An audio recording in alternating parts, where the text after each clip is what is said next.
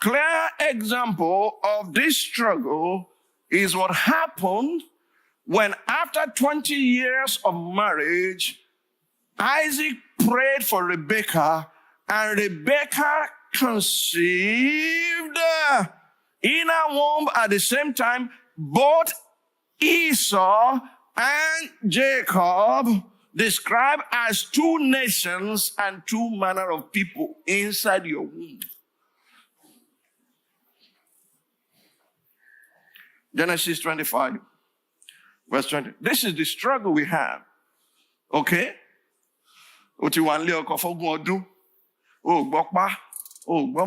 Now your husband prayed for you. You have now conceived. And you are happy. But there was a struggle in your womb. Isaac was 40 years old when he took Rebekah as wife, the daughter of Bethuel the Syrian of Paddan Aram, the sister of Laban the Syrian. Now Isaac pleaded with the Lord for his wife because she was barren. And the Lord granted his plea, and Rebekah, his wife, conceived. How many of you know that both of them will be extremely happy? But the children struggle together within her. You are going to see the struggle between spirit and flesh. For the flesh lusts against the spirit, and spirit against the flesh, and one is contrary to the other, and they are both in you. But the children struggle together within her, and she said, if all is well, why am I like this? So she went to inquire of the Lord, and the Lord said to her, congratulations, 2 nations are in your womb. 2 people shall be separated. Somebody say separated, not isolated. We are called into separation, not isolation. 2 manner of people shall be separated from your body. 1 people shall be stronger than the other, and the older shall serve the younger. So when her days were fulfilled for her to give birth, indeed there were twins in the womb. And the first came out red. It means flesh. It's Edom. It was like a hairy garment all over. So when you wear singlet and you open your chest to show us you are hairy, be careful. Please cover it. Okay. And the first came out red. It was like a hairy garment all over. So they called his name Esau. Afterward, his brother came out and his hand took hold of Esau's heel. So his name was called Jacob, the supplanter, the cheat.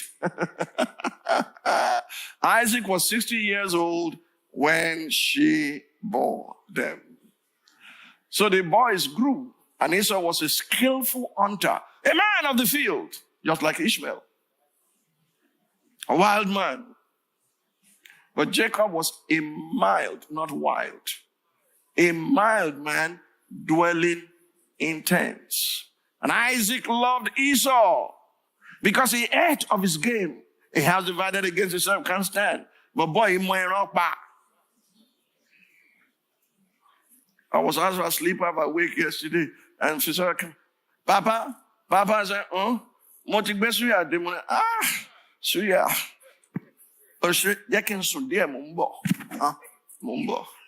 So I woke up. I didn't know you were talking to your mom at that time. Fisayo, yes, that's suya. So she stopped talking. She went to warm the suya. One near one fat, maybe called fatilat.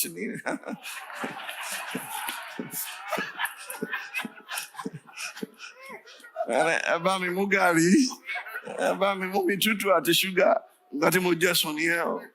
Daily Oshimakinde was chimbati bake any lip. Fat. I said, I so enjoyed it. I soaked the gari and I had it. So I'm still relishing. You remember? Every time it has changed.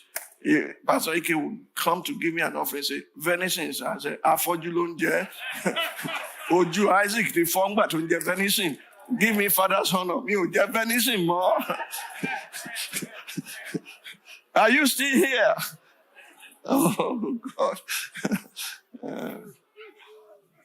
Isaac loved Esau because he ate of his game. But Rebekah loved Jacob. Why? Because of the prophecy she had received. Now, Jacob cooked a stew. And Esau came in from the field and he was weary. And Esau said to Jacob, please feed me or lay down. Then say, give me food to eat. Feed me with that same rest stew, for I am weary. Therefore his name was called Edom, red flesh. But Jacob said, sell me your birthright as of this day. And Esau said, look, I'm about to die. What is this birthright to me? Then Jacob said, swear to me as of this day.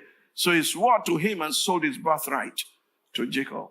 And Jacob gave Esau bread and stew of lentils. Then he ate and drank, arose and went his way. Thus Esau despised his birthright. This is what made him a fornicator.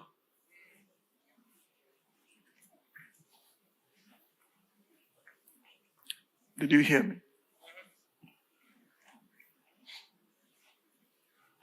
One who disregards the standard of God is a fornicator. It's more than you. Let's go and sleep in a corner. That's saying this is worse. Hebrews chapter 12, verse number 7. If you endure chastening, God deals with you as with sons. You know how difficult it is to receive discipline. You know. Olusegun, you know. And this man is shouting at the top of his voice. He's like, is this our father? Must we not have any rights? I'm choking in this house. I want to go find my house. Odabo.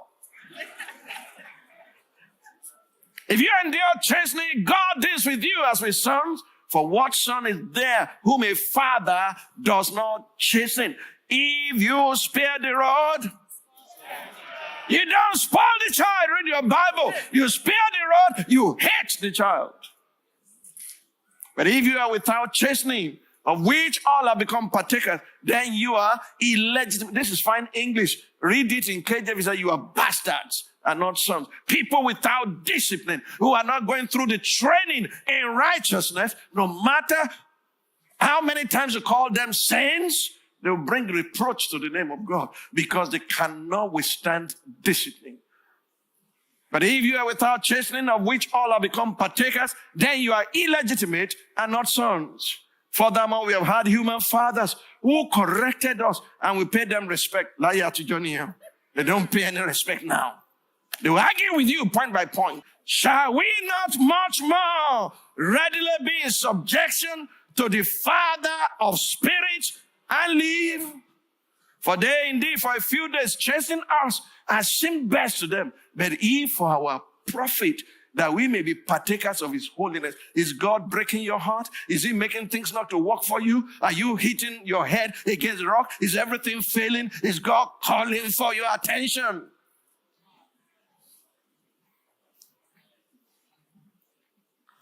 One of my own came to me, one of my daughters came to me. He said, this is the person that I intend to marry. I want you to pray about it. And I kept quiet. Then he came. She came and said, have you prayed? I said, I don't know if you would like to hear what I'm about to tell you. All I see around him is death. He's going to die early, and you are going to carry all the burden of the family. But we can pray. Must you then go again? Why don't you throw your hands in the air and say, thank God that someone can see what I can't see? Affliction should not come a second time. Go and read your Bible. It can come 100 times. If you don't obey, what should keep it away?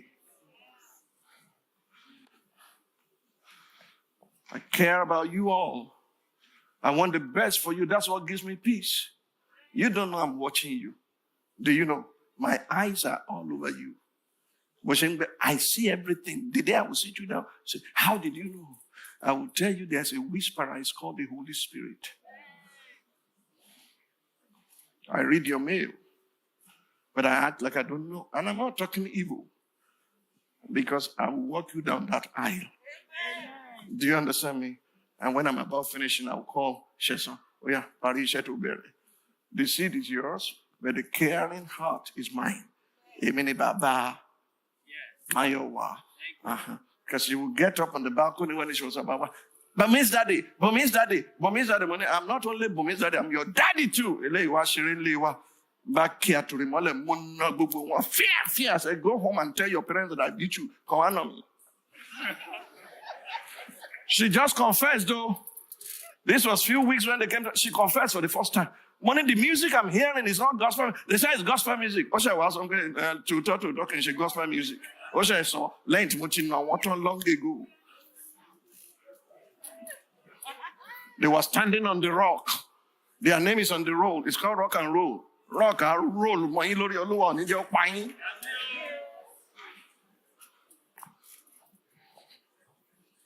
Let me continue to read. Hebrews 12. I'll continue to read where I stop. It's time to go home. I can't finish this. Now, no chastening seems to be joyful for the present. Heartbreak, tears, cry, oh Lord, I put in my best. No chastening seems to be joyful for the present, but painful. Nevertheless, afterward, it yields the peaceable fruit of righteousness. This is training. This is where it's taking you. It yields the peaceable fruit of righteousness to those who have been trained by it.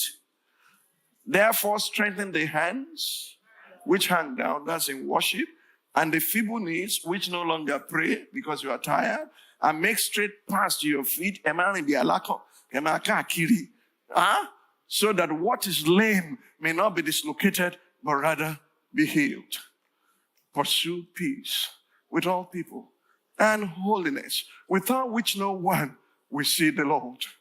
Looking carefully, lest anyone fall short of the grace of God. All have sinned and come short. Lest any root of bitterness springing up cause trouble, and by these many become defiled.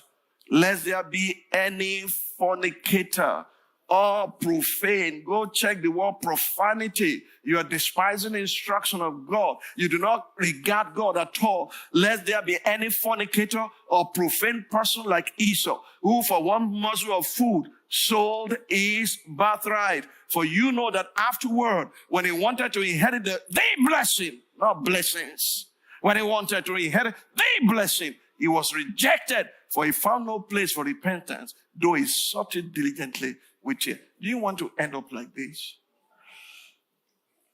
Brothers and sisters, just like Rebekah, we also harbor the perpetual struggle between the flesh and the spirit till we are delivered from the struggle.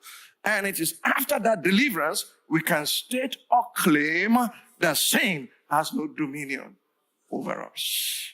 This perpetual struggle and conflict also occurs in us when the flesh lusts against the spirit and the spirit lusts against the flesh, and they are contrary one to the other. Galatians 5:16-18. Galatians 5:16-18. I say then, walk in the spirit, and you shall not fulfill the lust of the flesh. For the flesh lusts against the spirit, and the spirit against the flesh, and these are contrary to one another, so that you do not do the things that you wish. Apostle Paul, but if you are led by the Spirit, you're not under the law. Apostle Paul wrote about this also in his epistle to the Romans. These struggles are real and should not be explained away if we must truly overcome them. Romans chapter 7, 15-25. For what I am doing, I don't understand. Huh? You are going out to the person who is drunk all the time, who is always on the bottle, and you are saying he will change. What I am doing, I do not understand. For what I will to do, that I do not practice. What I hate, that I do. This Apostle Paul, using this to illustrate the struggle. If then I do what I will not do, I will not to do, I agree with the law that it is good.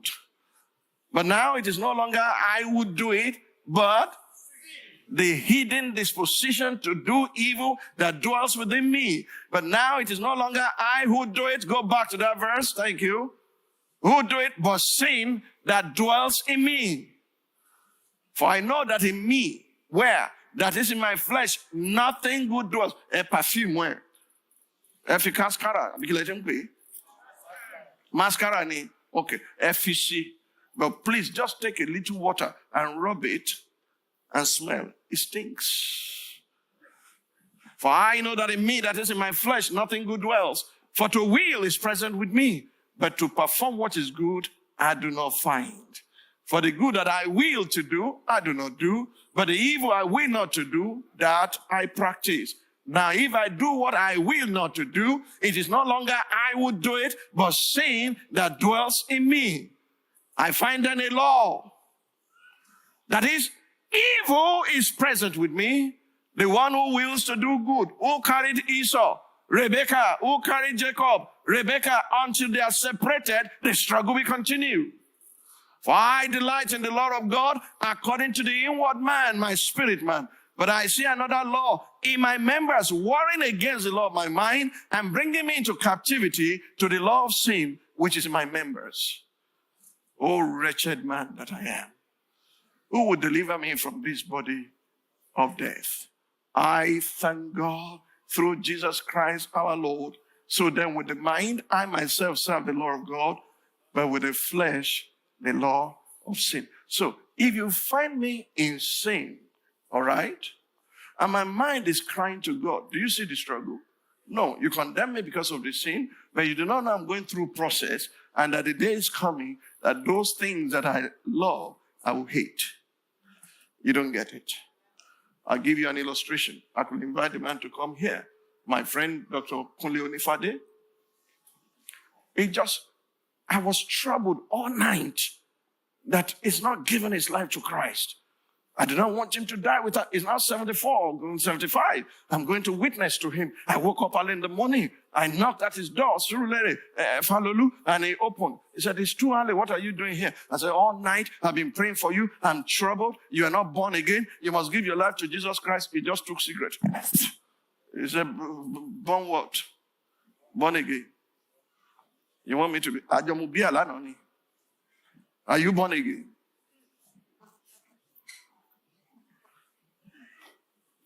You're not getting me. What are you doing that I'm not doing? You are drinking, I'm drinking. The only thing you don't do, you don't smoke. You are born again. Instantly, a death occurred in me. The church I was attending then, I said, well, as long as drink little wine because of your often infirmities. Do you understand me? Just a little wine because do you have infirmities? Why are you still drinking it? Huh? For your stomach's sake. Is there often infirmities? Is there? Is your stomach having infirmity? I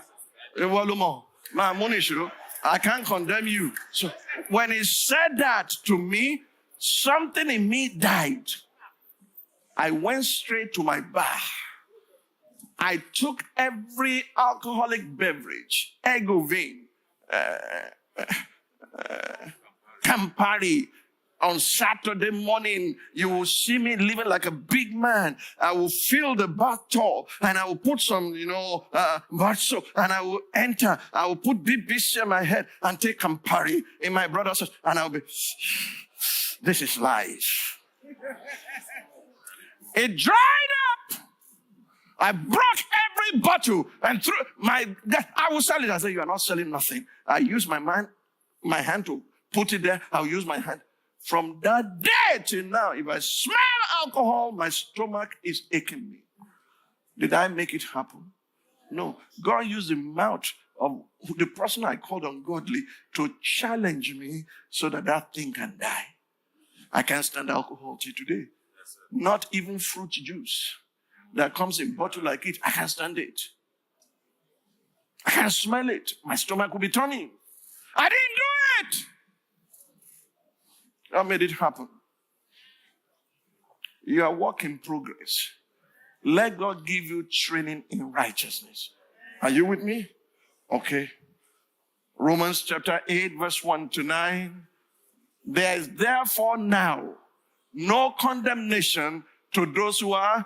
So the first thing he did, I will explain this detailedly next week. The first thing he did was to rescue you and put you in Christ. Then the training in righteousness will commence from then. so that he's seeing you in Christ, he's seeing you through Christ. You have now become the righteousness of God in Christ Jesus. So the training will now commence. If your child is not born, can you potty train the child? No, sir. Was your child poo-pooing while he was inside you?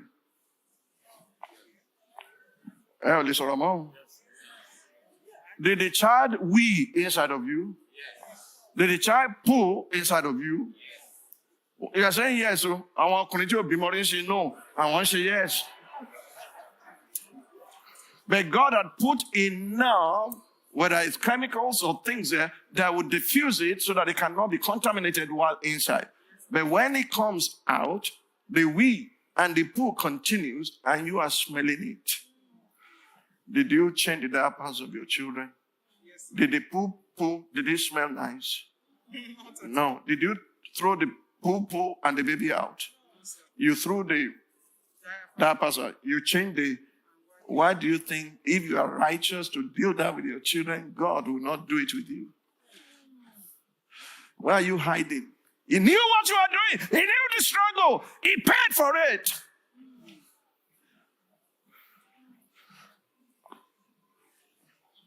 There's therefore now no condemnation to those who are in Christ Jesus, who do not walk according to the flesh, but according to the Spirit. For the law of the Spirit of life in Christ Jesus, had made me free from the law of sin and death. For what the law could not do in that he was weak through the flesh, God did by sending his own Son in the likeness of sinful flesh. On account of sin, he condemned sin in the flesh, that the righteous requirement of the law might be fulfilled in who? In us, who do not walk according to the flesh, but according to the Spirit. For those who live according to the flesh set their minds on the things of the flesh. But those who live according to the Spirit, the things of the Spirit. If you are still being convicted by the Holy Spirit and you are repenting of your sin, it's not over. God is still dealing with you. God is still potty training you.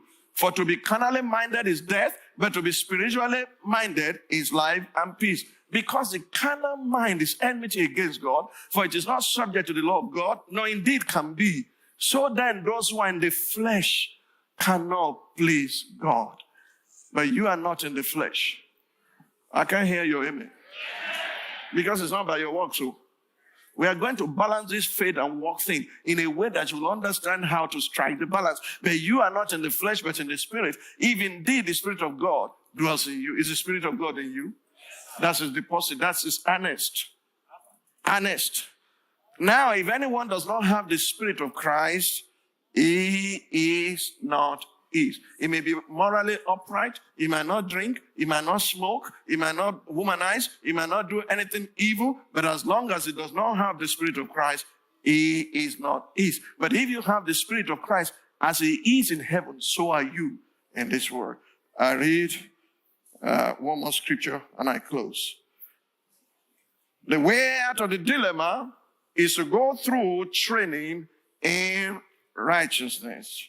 This is the third area in Abraham's life that we'll focus on next week. But let me read it to you to whet your appetite so that you go home and study. What did he receive? How did he receive this training? He was delivered from idolatry. He became Abraham, who became Abraham, who became mighty prince. He messed up big time. He violated covenant. God will enter another one. He was asked to circumcise his foreskin so as to keep his body under in order to enjoy the blessing. But he will still separate himself from his wife. And one concubine will come, have 6 children. And other concubines with limitless children will still be there. But God separated him from them all. And he gave gifts to the sons of the concubines and sent them away to the east. And he gave all that he had to Isaac. And then he said, I'm not finishing well without succession plan. I need to get a wife for my son. And it's not going to be amongst these daughters of a strange land. I'm sending to my people. And I will show you that there was exchange. He did not return there, but there was communication. He knew exactly Rebekah had been born. And it was the 8th child, which means a new beginning is starting. And he sent his servant. He said, if I don't get the girl, he said, the girl God who sent me out of my father's house, his angel will go before you and will show you the woman. And he got there and prayed, Lord, let this journey prosper. Let the will of my master that he has committed to my hand be done. Any lady that comes here, a young girl that comes here, and I say this and I say this, and she said, let it be the girl. The angel of God that sent Abraham out went to the neighborhood and ensured that every other girl was sent away from the place. No other woman came till they finished. I said, who are you? I'm Rebecca, the son of Bethel. As God directed me to my master's house. May God direct every step, every inch of your way. May He fulfill you in 2022. This is the year of the Lord's action. He's going to act on your behalf in this year in the name of Jesus Christ. Hey. Romans chapter 4.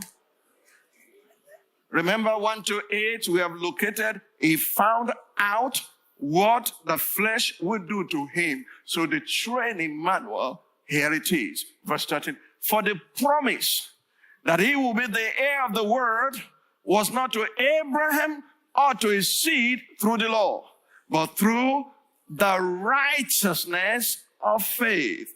For if those who have the law are heirs, faith is made void and the promise made of no effect. Because the law brings about wrath, for where there is no law, there is no transgression.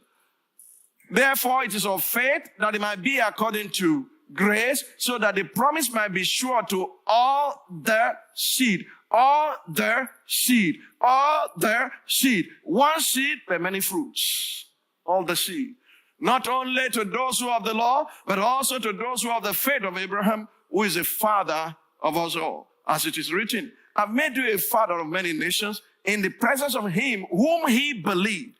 God, who gives life to the dead and calls these things which do not exist as though they did. He did not call those things which exist as they don't exist. He called those things that be not as though they are. So who contrary to, that is everything within sight that you can see is against hope. Who contrary to hope, in hope believe, so that he became the father of many nations. According to what was spoken, so shall your descendants be. And not being weak in faith, he did not consider his own body already dead, since he was about 100 years old, neither the deadness of Sarah's womb. He did not waver at the promise of God. This is what training in righteousness does to you. Through unbelief, but was strengthened in faith. Before the manifestation of the seed, he was given glory to God. He did not waver at the promise of God.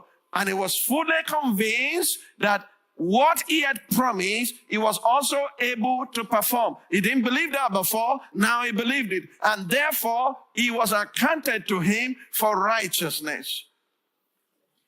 Now it was not written for his sake alone, that it was imputed to him, but also for us. It shall be imputed to us who believe in him, who raised up Jesus our Lord from the dead, who was delivered all because of our offenses. Why was he hanging on the cross? Because of our offenses. And he was raised up because of our justification. Are you with me? So where is this leading us? Abraham believed God and it was counted to him as righteousness. Then he was given training until he became strong in faith, until he did not doubt God through unbelief, until he was convinced in his heart that what he had promised he was able to perform. That's why you look at Project 16 as if a man is going to make it happen. Wait till I unveil it.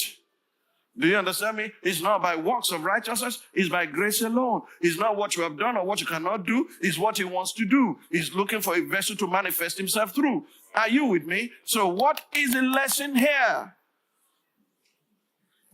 Galatians chapter 5. Verse 1 to 5. I'll close with this, and I'll key into this next week and show you why the conflicts and the struggles continue, because separation has not taken place. You prefer isolation. No, you are going to maintain contact with the world without contamination. It's not isolation, it's separation. Stand fast, therefore, and the liberty by which Christ has made us free, and do not be entangled again with a yoke of bondage. Indeed, I, Paul, say to you that if you become circumcised, Christ will profit you nothing. And I testify again to every man who becomes circumcised that he is a debtor to keep the whole law. You have become estranged from Christ. You who attempt to be justified by law, you have fallen from grace. For we through who? I can't hear you. For we through the Spirit eagerly wait for the hope of righteousness by, I can't hear you. We eagerly hope for righteousness by faith. How do we eagerly wait? Through the Spirit. It's only the Holy Spirit, it's only God the Father, it's only God the Son, it's only God the Holy Spirit that can circumcise the foreskin of your heart. Until Abraham was redeemed, he did not experience genuine conversion. So go and think. I will show you where he was redeemed. I will show you how David was redeemed. I will show you how Jacob was redeemed. Until their redemption, there was no genuine conversion. What you need today is circumcision of the heart. Because of the foreskin, your parents did that. Only God can circumcise your heart. Stand to your feet. Stand to your feet. I thank you, eternal rock of ages, for the word you have put in my heart and my mouth for my generation.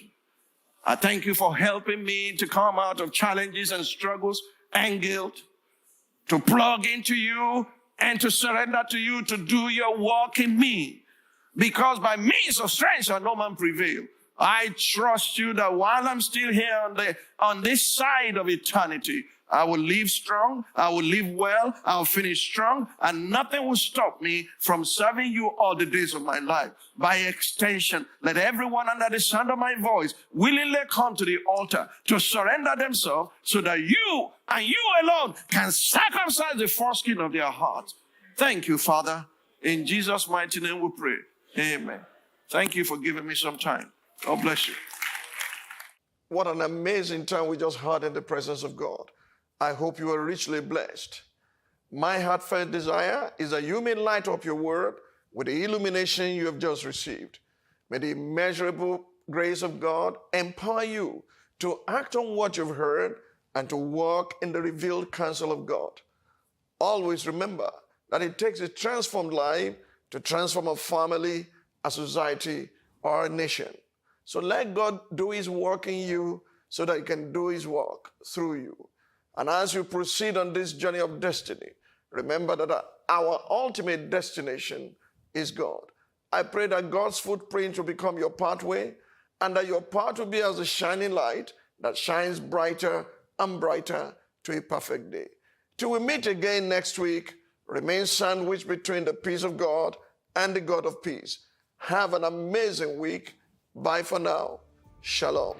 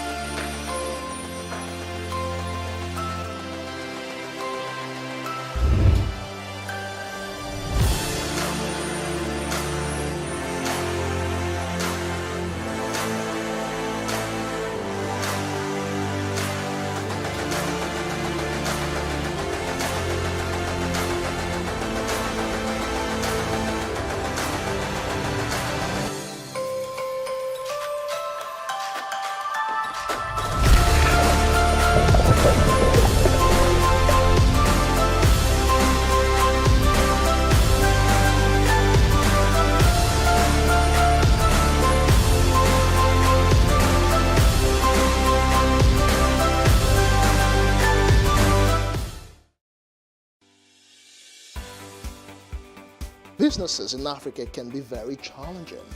In Nigeria, it is particularly intimidating, and successful builders have learned how to navigate a hostile environment to unlock opportunities. But one major challenge businesses face is how to filter through the noise and identify where their ideal customers exist.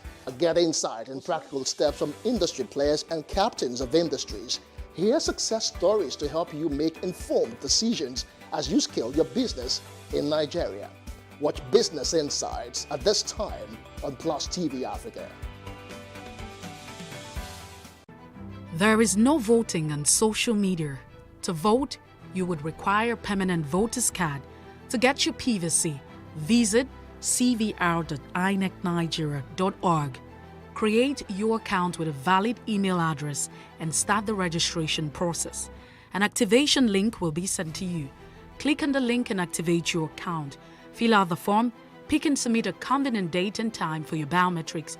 Print the application slip, which should have your QR code. On the appointed date, go to the nearest INEC office for your biometric capturing. Thereafter, you will get a registration slip to pick your permanent voter's card when ready. Get your PVC today. This message is from Plus TV Africa.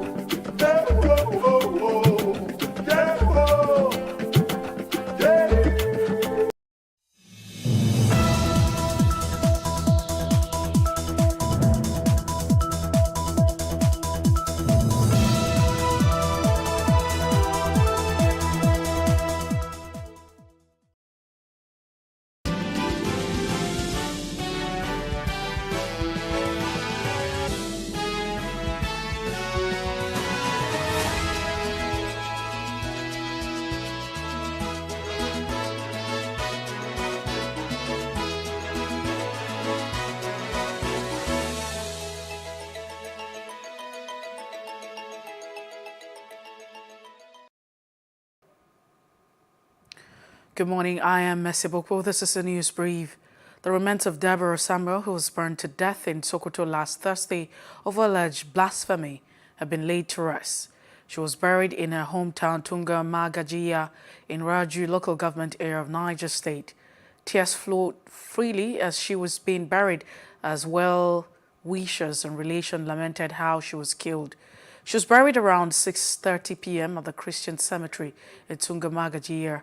Her uncle, who was the pastor of the ECWA in Tunga Magajiya, Emmanuel Majari, led the prayers at the cemetery before she was lowered to Mother Earth. The governor of Sokoto, Aminu Tambuwal, has declared a 24-hour curfew in the state to forestall the breakdown of law and order.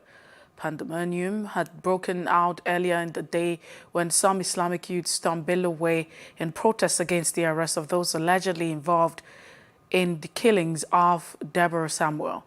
Plus TV News gathered that it took the intervention of security operatives to disperse the protesters. We're keeping an eye on the events in Sokoto.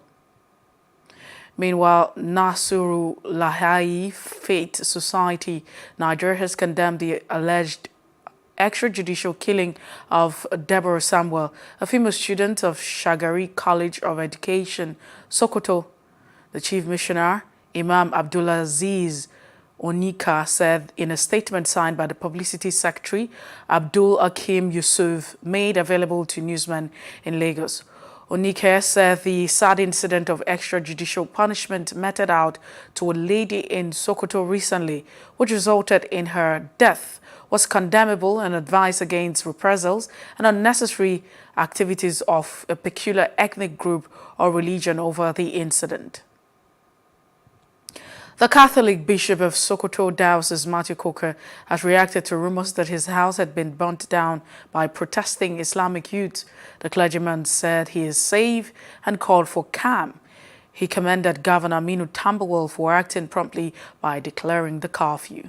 The bishop said this during the protests of groups of youths attacked by the Holy Family Catholic Cathedral, destroying church glass windows, those of the bishop at the Secretariat also vandalizing a community bus parked within the premises. He appealed to Christians to remain law-abiding and pray for the return of normalcy. Governor Nasir Rufai of Kaduna State has banned all forms of religious protest in the state. This was disclosed in a statement by the Commissioner of Internal Security and Home Affairs in the state, Samuel Aruna. Now, at least 200 Christian children have joined their Muslim counterparts in some neighborhoods as a way to promote interfaith religious interaction and peaceful coexistence in Kaduna. The Interfaith Project is put together by a civil society organization in Kaduna community with a history of hostility, religious crisis, and communal clashes, among others. The aim is to promote understanding between the different religions and increase acceptance and tolerance. Our correspondent, Habila Dafuri's report is presented in our studio. Lai Shaibu is still in the captivity of Boko Haram. It clocks 19 years today. This is her 5th year in the captivity of terrorists with no clear clue about her location and wellness. Today, her mother, Rebecca Shaibu, and all the women plead with the government of President Muhammadu Buhari to fulfill its promise of freeing her from captivity as the torture gradually winds up. The APC has announced that the screening of the 28 presidential candidates who submitted their nomination forms have been shifted to May 23rd. This is even as the party observed that some of the aspirants have started withdrawing from the presidential race. This was confirmed in the statement by the APC National Organizing Secretary, Suleiman, in its clarification, saying that it became necessary after the party was told with calls and messages by worried aspirant and delegate who wanted to know why the presidential category was left out of the weekend's 2-day exercise. Meanwhile, in Rivers State, the governor, Nyesom Wike, has enlisted the support of delegate members of Ogun State chapter of the PDP to ensure he emerged the party flag bearer in the coming presidential primary of the party. He was accompanied by the governor of Oyo State, Seyi Makinde, and other stalwart. Wike prided himself as the best man for the job. He was, however, quick to blame the APC of mismanagement, insecurity, economic and political instability in the country. Hence, he assured that he will adopt the principle of sportsmanship if he lost the presidential primaries of the party. As the 2023 political activities continue in Benue State, New Nigerian People's Party, NNPP, has launched its activities with the aim of taking over state as a third force. A governorship aspirant under the party, Simon Gouache, in an interview with Plus TV Africa correspondent Francis Thayer in Makadi shortly after the stakeholders meeting, says he desires to fix the state with a program titled Developing Benue, One Community at a Time. According to Gusha, with the acceptance of the party as a strong force, the party will focus on security, local government rebirth, youth and agro-investment as well as job creation, among others. In Benue State, in the context of Benue State, the NNPP is a third force, relatively new. We know the two big parties in Benue State. We also know that we are disappointed in their performance. We have had a taste of both of the major parties in Benue State, and so it is time for us to offer the people of Benue State an alternative, a viable alternative, not crowded by the the history of failed delivery by the other two parties. So NNPP is a new party for a new Nigeria, for a new Benue State. A member of the youth group of the party, Comrade Hilary Nyito, says the emergence of the new Nigerian People's Party is for the good of the people of the state, as other political parties have traumatized the nation with poverty, conflicts and corrupt policies. These two political parties were mentioned has failed us absolutely. We have no other choice now but to bring a third force, which we are here today. And that is why our party is bringing on aspirants that are different completely. His Excellency Simon Gouache just spoke with you, and you can see from the way he spoke how he has a plan for this state. The aspirants on the other parties, if you ask them what do they have for this state, they will tell you that it's their turn. The last time it was PDP, this time it's going to be APC, or the zoned to my zone. What really can they bring on the table? But we in the new Nigerian People's Party, we have candidates that have something, that have a plan for people like me and you. Also speaking, a local government women leader of the party, Blessing Zungwe, lamented on the suffering meted on the people by other political parties. We mothers are ready to bring out, to mobilize our children because we are fed up. We farm, we work, we pay these children school fees. At the end of the day, they are being brought back. The highest thing the other parties we just bring out to mobilize them to start beating people, giving them guns to kill. And we are out of that stage as of now. We need to tell our children, we are telling them to come out and vote the right candidate and not party symbol. And that is why we are so serious in support of NNPP. A 35-year-old Olujobi Fayoyin has declared his intention to run for Ogun State Governor in 2023 on the platform of the new Nigerian People's Party, NNPP. According to him, while addressing the party's faithful in Abeokuta, the Ogun State capital, it was high time youths were accorded the opportunity to man the affairs of the state. He stated that he had made up his mind to be part of those who would make a change in the country. Now, former Vice President Atiku Abubakar has said Nigeria needs unity at this moment to build peace among Nigerians. He made the statement in Asaba as he visited the People's Democratic Party delegate in Government House. Asaba correspondent Akpo Mojore Friday reports that Atiku noted that the APC doesn't know the problem facing the country. At all levels, he promised to build unity among Nigerians if elected as president. It is only when you tackle unity and security that you will be able to face the economy, whereby you can bring back prosperity, you can create jobs for our teeming young men and women who are leaving the universities. And I said, we then move on to education. Today, our universities have been closed for Holy Ghost knows when. You talked about the economy. We knew what it was and where it took us to. We knew the debt situation then. Now it's even worse. It's only men with a lot of experience that can truly deal with that.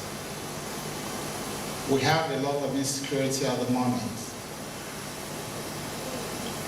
Issues concerning education have been identified. But very importantly to us in the Southside geopolitical zone is the issue of restructuring. The Nigerian Conservation Foundation says light pollution is the cause of unnecessary deaths of birds at night. This comes as the world marks World Migratory Birds Day to raise awareness about the danger of extinction. Our correspondent Paul George reports. Which is light pollution actually affects those birds that hunt at night. Young adults, students, teachers, among others, are here to mark this year's World Migratory Bird Day, set aside to remind the world of the importance of birds to the environment. According to the Nigerian Conservation Foundation, birds are blessings to humans as they help pollinate food crops and help the ecosystem and nature. Therefore, there is need to preserve them. World Migratory Bird Day is of great significance to the planet, to us human beings, and to the ecosystem because birds are important organisms that play a significant role in the ecosystem. Without the birds, all the things about plant pollination and all of that will not be happening. The birds that we have migrate from city to city, from country to country. So every year we have this kind of enlightenment program, and we also carry out some other publications. We have bird clubs. The world's population contributes to birds going into extinction, and it must be stopped. This gathering emphasizes a major challenge, light pollution. In a dramatic presentation, the students raise more awareness. We've invited people across board, from students to media, to just members of communities that are not necessarily scientists or conservation biologists, so that when they hear these messages said in a simple language that everyone can understand, they're able to cascade this using, and then we've used social media, traditional media also to perpetuate these messages. We must realize that the well-being of those other things we share the ecosystem is linked to our well-being. So in endangering them, we're endangering ourselves. So always take note of other organisms within the environment, and when you notice that there's been changes, we need to make adjustments to our own way of life so that we can accommodate everything for our general well-being. You can classify birds broadly into two categories. You have the migrants and you have the resident birds. So some birds migrate. Now, even amongst those that migrate, the scale of migration also differs. You have birds that migrate, for example, from Europe into Africa, and then you have some other birds that migrate only within Africa. Birds are of vital importance to humans. Pollination can be seen as one benefit that humans derive, because if pollination does not occur, then food is not available for humans. By feeding on insects, they are reducing insects that should have become pests to humans. So that's a service. It's the Abdim stock in the northern part of Nigeria, which is known as, in Hausa, is known as Shamwa. The local farmer, on seeing the bird at the beginning of the rainy season, knows that it's time to begin to prepare the farm prepare the land for farming. The starting point is education. When people are ignorant, they do things that are unsustainable. So education, sensitization is the crucial part. So more and more people need to know that birds are important to us. Light pollution is a major threat to migratory birds like vultures, parrots, eagles, and hawks, among others, as it leads to disorientation when they fly at night. This in turn leads to collisions and also interferes with their long-distance migrations. Paul George, Plus TV News. And to other parts of Africa, South Africa is experiencing a surge of new COVID-19 cases driven by 2 Omicron subvariants, according to health experts. The new increase in COVID cases is coming as the country entered the southern hemisphere colder winter month, along with a rise in the case of flu. At the COVID-19 testing center in Soweto, many people come in to be tested for COVID but find that they have flu. South Africa's new cases have gone from an average of 300 per day in early April to about 8,000 per day this week. Chadian police fired tear gas and used water cannon to disperse hundreds of protesters who took to the streets of the capital and other towns in anti-French protests that saw the destruction of some French-linked businesses. The protest was called by the Chadian Civil Society Coalition Wakati Tamar to denounce France's backing of the Transitional Military Council that seized power following the battlefield death of President Idriss Déby in April 2021. Déby's son, Mahamat Idriss, is leading the military transition, which is yet to timetable a return to constitutional rule. Outside Africa, thousands of people have attended rallies across the United States in support of abortion rights, according to a leaked Supreme Court document. The U.S. Supreme Court is poised to overturn Roe v. Wade 1973 decision that legalized abortion nationwide. In New York, protesters walked across Brooklyn Bridge chanting pro-choice slogans, while in Washington, D.C., demonstrators marched to the Supreme Court. Rallies were also held in other major U.S. cities like Los Angeles, Boston, and Atlanta. And in business news, the managing director of the International Monetary Fund has called for a new public payment system to connect various payment systems. The Georgieva added that the new payment system would help counter fragmentation of international monetary system escalated by Russia's invasion of Ukraine.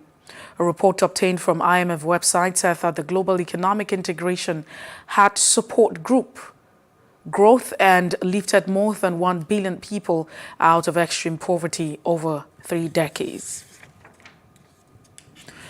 And in entertainment news, singer Britney Spears on Saturday posted on her Instagram about the death of her miracle baby about a month after she announced her pregnancy with her husband. Spears said she was going through a devastating time and perhaps should have waited to announce her pregnancy. Spears, 40, announced her pregnancy and marriage with her husband Ash Harriger in 28 of April. 11 Instagram posts. Spears is a mother of 2 teenage boys, Sean Preston and Jaden James, from her previous marriage with a singer, Kevin Federline. And in sports, Borussia Dortmund forward Erling Haaland scored on his last game for the German club as they beat Berlin 2-1 on Saturday in the semi-final of season final, forcing their opponent into a relegation playoff. Haaland scored with a penalty to level the score at 1-1 with his 86th goal in the 89th match in all competitions since 2020, as Dortmund finished runner-up to champions Bayern Munich. The Norway will join Manchester City next season in a multi-year deal reported worth up to €300 million. It took the lead with an 18-minute penalty after a Belfodil was brought down in a box, and the Algerian stepped up to convert the spot kick himself. Dortmund bidding farewell to several players as long as the Times sport director Michael Zorc took a long time to react. And that's the news brief. For more stories, please follow us on Facebook, Twitter, and Instagram, and do subscribe to our YouTube channel at Plus TV Africa and Plus TV Africa Lifestyle. Many thanks for watching. I am Messi Bopo.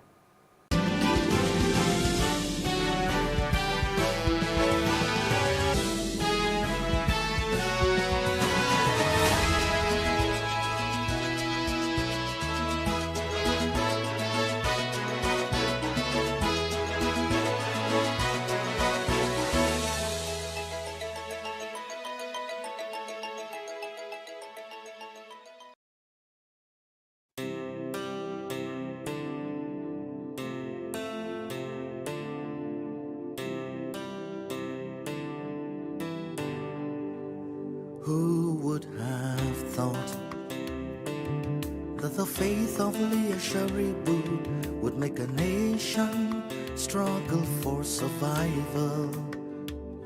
Who would have thought that a line from the Bible would be stronger than a rifle and make this girl just to die down to the night? She is the hero of faith. Heroes of faith, the scar from the battle is their greatest title, not silver or gold. Heroes of faith, their greatest reward is the cross and the word, not riches untold. When all is said and done, their light keeps shining on.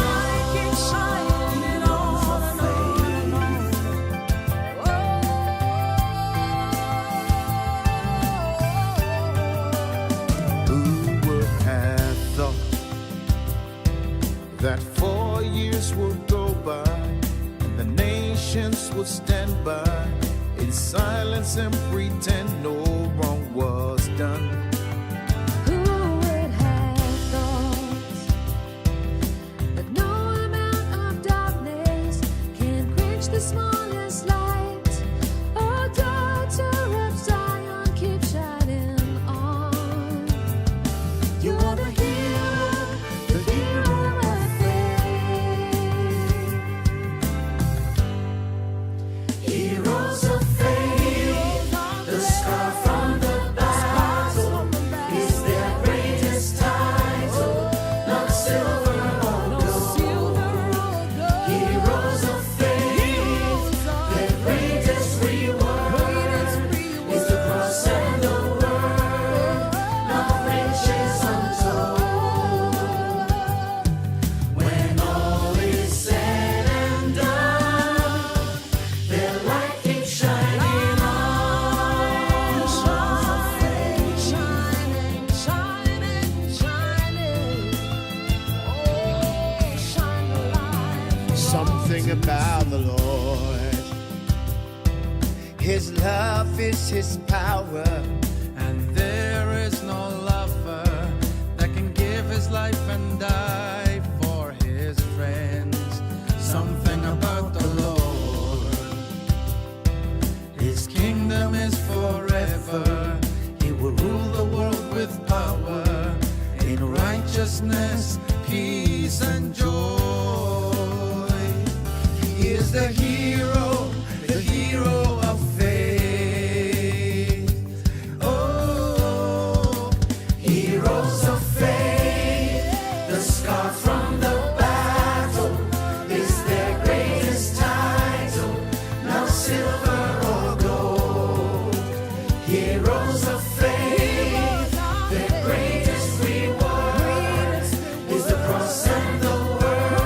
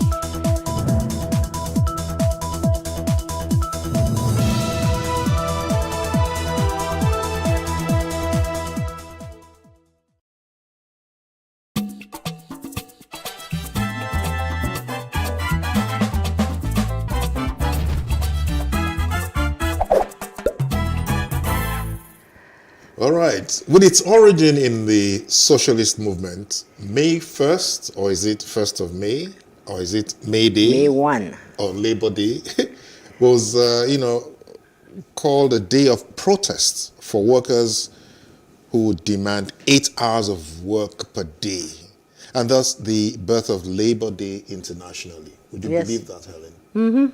And so it's worth also knowing that Labor Day, or the International Workers' Days, has deep roots in the 130 years of labor movement and its effort to improve workers' conditions across the globe. So May 1 is significant in that it commemorated the Haymarket riot and aftermath of bombing at the labor strike in Chicago in 1986. Did you know that? We're talking Chicago. Yes. Why don't we bring it It's back all over the home? world. Well, anyway, today more than 160 countries celebrate Labor Day as a work-free day. And often it's a day of parades, demonstrations, rallies, and sometimes riots in major cities around the world, basically to highlight challenges workers still encounter and push for improved labor rights.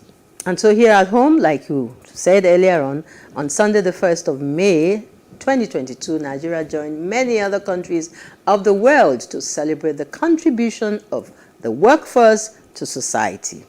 Today we intend to x-ray the tradition and its true relevance against the backdrop of life and work balance, as well as how we must deal with the horrible bosses who are out there and also some horrible employees. Horrible bosses, horrible employees. So I say hello and welcome to a conversation that is definitely important to almost everyone there. I'm Helen Ongma Odele. The name hasn't yet changed, John. It hasn't changed, Helen. It hasn't. So true, Helen. In a society where majority are employees, isolating the International Workers' Day for a robust discussion is necessary. I'm happy to be here, and I thank you for joining us on Today with John and Helen. I am John Senaya. All right, so John, let's get right to it, shall we? Yeah, let's dive into it, like we say. Yes, Helen, after we take a break to enable us to catch my breath, I don't know about your breath, we will dive into it. So don't change the channel. We'll be right back before you know it. Stay with us.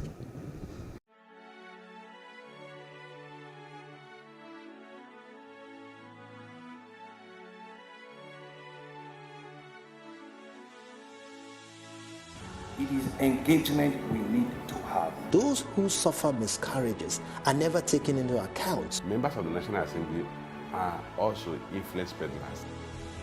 You are sitting on Nigerians' money. From the Babin, I pay my rent.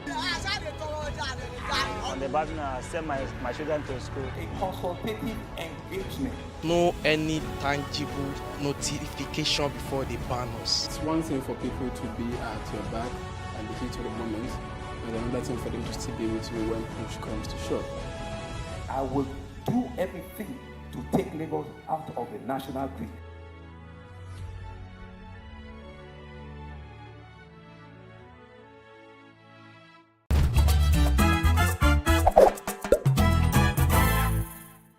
Okay, so on the show this morning, or today, the relevance and the effectiveness of the celebration of International Workers' Day is on the front burner.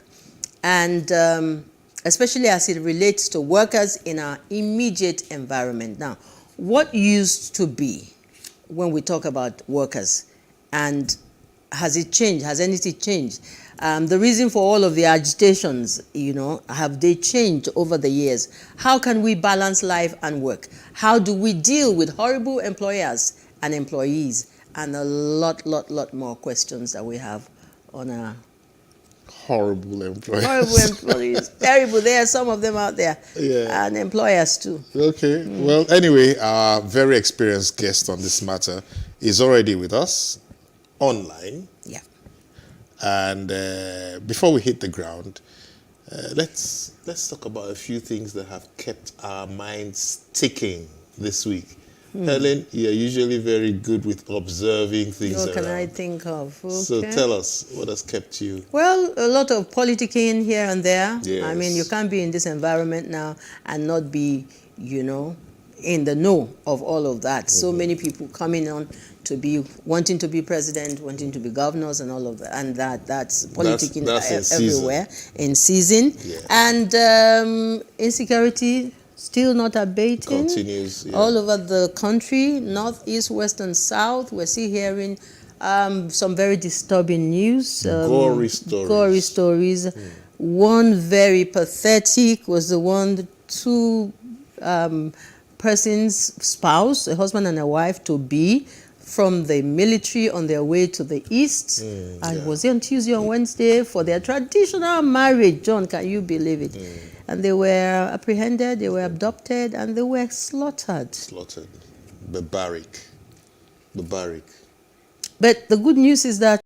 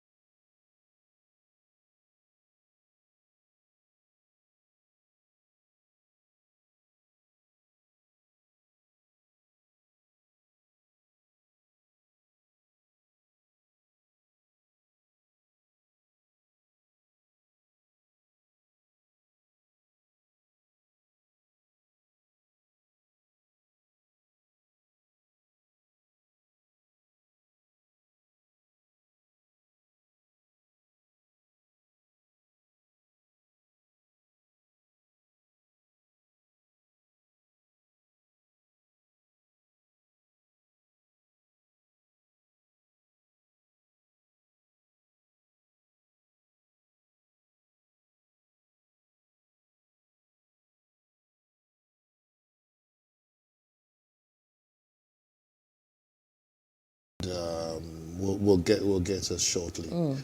So I also stumbled on another news. I don't know how true it is, that the airlines are threatening to stop operation, like from Monday. They gave a particular... Helen, next week, could you give us positive news? Okay. It's all negative. Anyway, our guest is back. That's good news for us. Our guest is back. And of course, you know, this is Today with John and Helen. It's live on Plus TV Africa. It's a show which caters for the needs of the family. May 1, 1st of May 1, I don't know which one to choose, or the International Workers' Day is our focus on this edition of the show.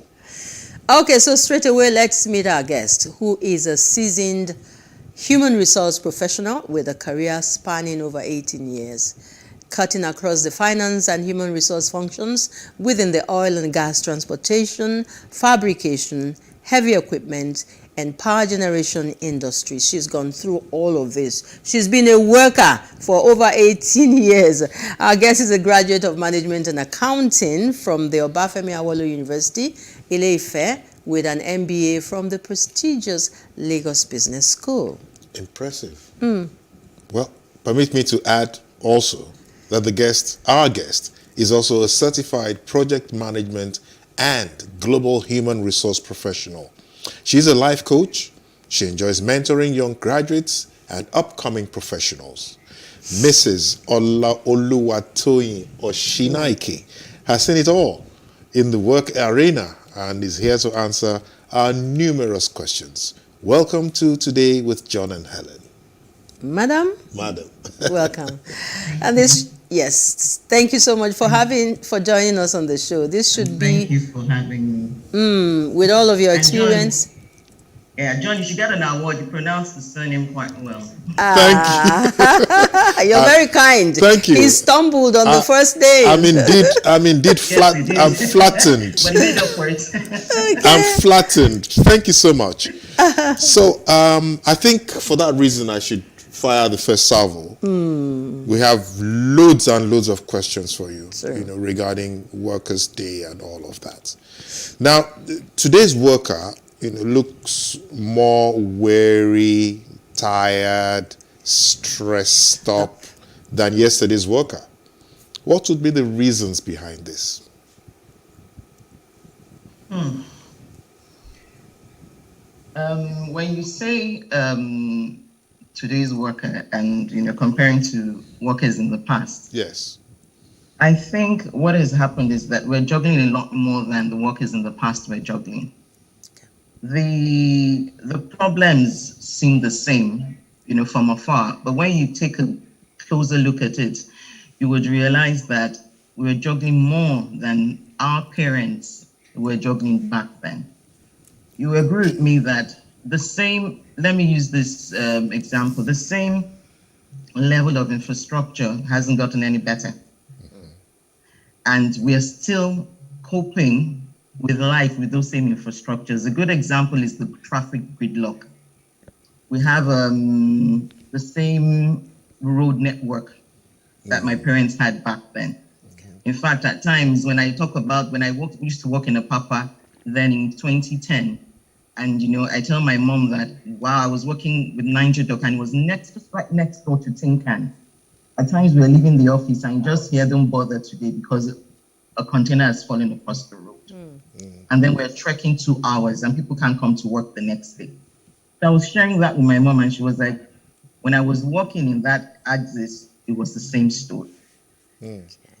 Would our politicians agree with you?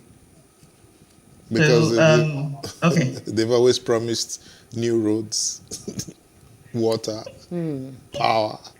Would they agree with you? Oh, no, you see, everybody will talk from their own perspective and everybody will tell you what they feel that you want to hear. It's for you to decide how the shoe pinches you and what you want to do about it. That's right, yes. That's right. Okay. So, okay, go on. Yeah. Now that you mentioned this Apapa axis, Lagos is very peculiar. And I was in Apapa for just last week or 2 weeks ago, after like 10 years or 6-7 years. And that madness is still there, but a little bit controlled. The big trailers are parked on one side and there's some small passage for people to move around. And so one wonders that when you're talking about workers' welfare, the worker is expected to be at work every day, except you have a saint for a bus, and then you have to go through all of this. But even at that, some people tell us today that workers of this day have more job opportunities. Would you say this is correct? Oh, yes, I agree. You hear, I'm sure you've heard a lot of talk about the future of work. And, as a lot of people will tell you, the future of work is now. People have choices now. The choices they didn't have those days. You know why? Because of the advent of social media, because of the advancement of technology, there are options. I'll use myself as an example. With the advent of COVID in 2020, a lot of us would have said work from home is not possible. It's not an option. But even bosses that would want to micromanage you and have you in the office had to contend with the fact that there was nothing they could do about it, at least for that period of time. And working from home, a lot of people discovered that it could work better. And a lot of people, even bosses, discovered that, okay, I'm still getting what I want. But in the same vein, some other people found that they couldn't cope. They needed to be in the office. Yeah. And then, to digress a bit, some people found the opportunity that they could have a side hustle and actually run with it. Then they had the mind that, okay, yeah, I have an option. And they don't. And after the COVID and people started coming back to the office, they decided, no, I don't think I want to do this anymore. And they went with their side hustle because during that period, the side hustle had actually, gained ground and they were making a lot of money and they were thinking to themselves, trying to weigh the options. And they're like, I think I'm better off working from home. At least I don't have to report to that horrible boss. So yes, there are options, more options now than we had back then. So clearly we're on the same page there. It's not for lack of options, right? The worker today has more options, more opportunities. Now we say more perspiration, less inspiration. And that appears to be the best description for the typical Nigerian worker today. He's scrambling around everywhere, but he's not inspired. What do you think? What do you really think would inspire him? Okay. I'd like to answer this question from the perspective of a coach and a therapist. Let me share something with you. I was in the kitchen yesterday evening and my son said something, said, Mommy, he's about 9 years old. He said, Mommy, happiness, money cannot buy you happiness. I said, yes, you're right. And my first daughter goes, but Mommy, it can. And, I was trying to get her thought. I said, so what do you think? What do you need money for? I said, buy things, buy this, buy that. And I told her, I said, how many people do you know of recent that have committed suicide? And that had loads of money. And she paused. I said, think about it. Happiness is a choice. We're all faced with different various circumstances. Some people will tell you, okay, if I get this job, I'll be happy. If I get married, I'll be happy. The same way in the workplace as well. You'll get to work in some places. You might get the inspiration you need, get a good boss. Good for you. Yeah. But there are times you might find yourself in places where your boss, going to work in the morning, you're feeling depressed. Your blood pressure is going up, your heart is palpitating because you don't know what you'll meet for that day. Yeah. But in the midst of it all, you tell yourself, I'm doing this because I love what I do. Or I'm doing this for this time, just for the time being. I have a plan B. So there must be something within you that brings about that inspiration. If you're looking outside for the inspiration, especially in today's world, you might have to look for a very long time. Yes. Yeah. Wow. All right. So many things are flying through my head as you answer. I read a piece last week where they were, bringing back the previous leaders of this country, from Awolowo, to Tafawa Balewa, to his Gowon himself. At very early age, they were matured enough to take leadership positions. They were prepared. So when we talk about the job opportunities now are more than they used to be, I'm asking, are the youth of today, are the workers actually prepared, to take these additional responsibilities that bring in more resources? That's tickling in my head. But my question for you at this point is, as a fallout of this more work and less pay syndrome, how is the typical family affected? Because this is majorly a family show. I'm glad you asked that question. And, and when you also asked as well, the first point you raised before you asked this question, that are the youths prepared as well to even take up opportunities? The first thing that came to my mind when you made that point was that it all stems from the family units. You agree with me that a lot of the values you hold dear today and your beliefs, or whatever your belief system is today, if you take a good look at it, you'll discover that it stems from the family unit or your associations when you were growing up. The psychologist will tell you that give me a child for the first 7 years of his life and he's mine forever. It's a profound statement, because a lot of the beliefs and values we work with today as individuals stems from our experiences when we were growing up, and most of it from the family unit. Now, if the family unit is not value driven, and the values also depend, that's another thing. Your values is different from my own values. Sure. But there should be a fundamental or a basic factor that runs through all the values. It's humanity. That's the most important thing. So the values you were brought up with and the values I was brought up with should, whatever they are, should all stem towards being humane towards one another. That's the key factor for me. Now, these days, because just like you said, back to your question, a lot of, because of the race, the rat race, the struggle to make ends meet, a lot of families find themselves in a position they do not want to be. But if you ask me, it's at that point in time that you should sit back and ask yourself, what is your goal in life? What are the things that you hold dear?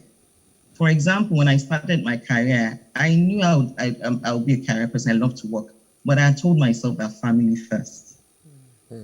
I remember going for an interview back then, and we finished the interview and they said, do you have any questions? After I'd asked the question, my second question was, I hope it's not compulsory for me to work weekends and to work late. And the guy looked at me. I said, no, don't get me wrong. If I have work to do, you don't have to tell me I'll work late because I want to deliver.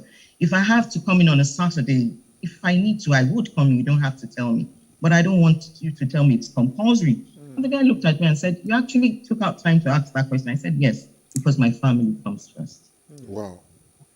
Because it was a decision I had made. And, the guy was wondering that. And I was like, the choice is yours. If you want me or not, what are you after? Is it for me to deliver? Or for me to do the high service of my boss is still here, so I can't leave? No, I won't do that. Because at that point in time, I had a growing family. Yeah. And I wouldn't compromise it for anything. So for me, if you ask me, yes, a lot of families do have to face that struggle these days. But like I said, the choice is yours. You have to decide what's important to you, what's your priority list. And on that list, what is most paramount to you? Yeah. But you see, I like the scenario that you painted. But it would appear that you were probably working from a position of strength. I mean, maybe your employers... I was out of a job. John, sorry to cut in. I was out of a job at that point in time.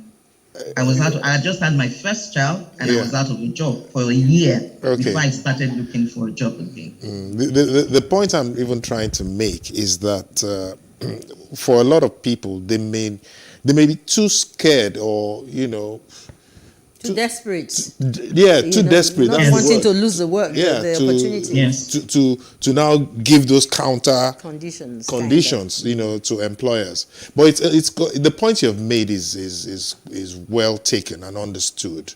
But again, we just want to look at people who may be weaker than you are, in negotiating for jobs. Okay, John, let me come in there. You see, I've also been in that position before.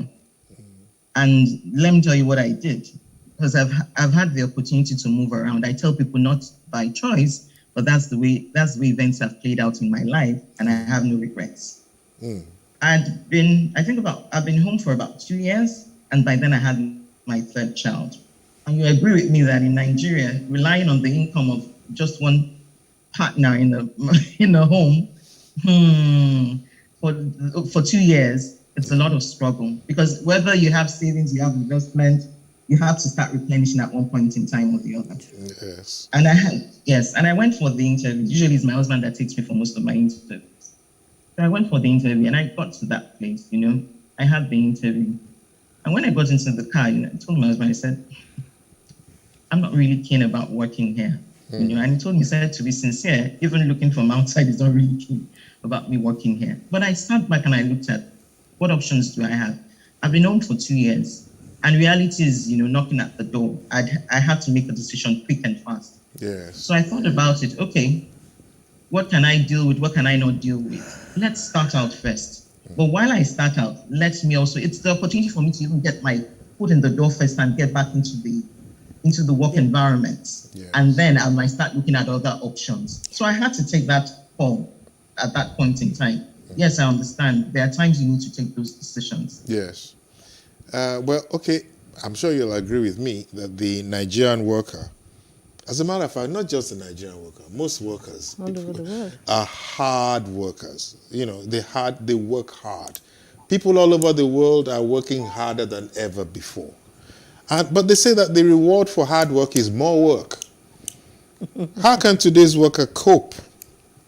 His plate is full already. He's working hard already. But they now say that the reward for hard work is even more work. How so? They say the reward for hard work is even more work. But you agree with me that if the hard work is not adding value, they won't give you more work. Yeah. Okay. First thing, let's get that right. Yes. So if they tell me hard work, one of the line managers that told me hard work then was because I'd done very well in the assignments, the tasks that had been given to me. So I knew that it was time for more work. So we have to put it in perspective. If it's doing work that because they see that you've gotten a hang of the task and you can do better and they can challenge you, they give you more work, there's nothing wrong with that.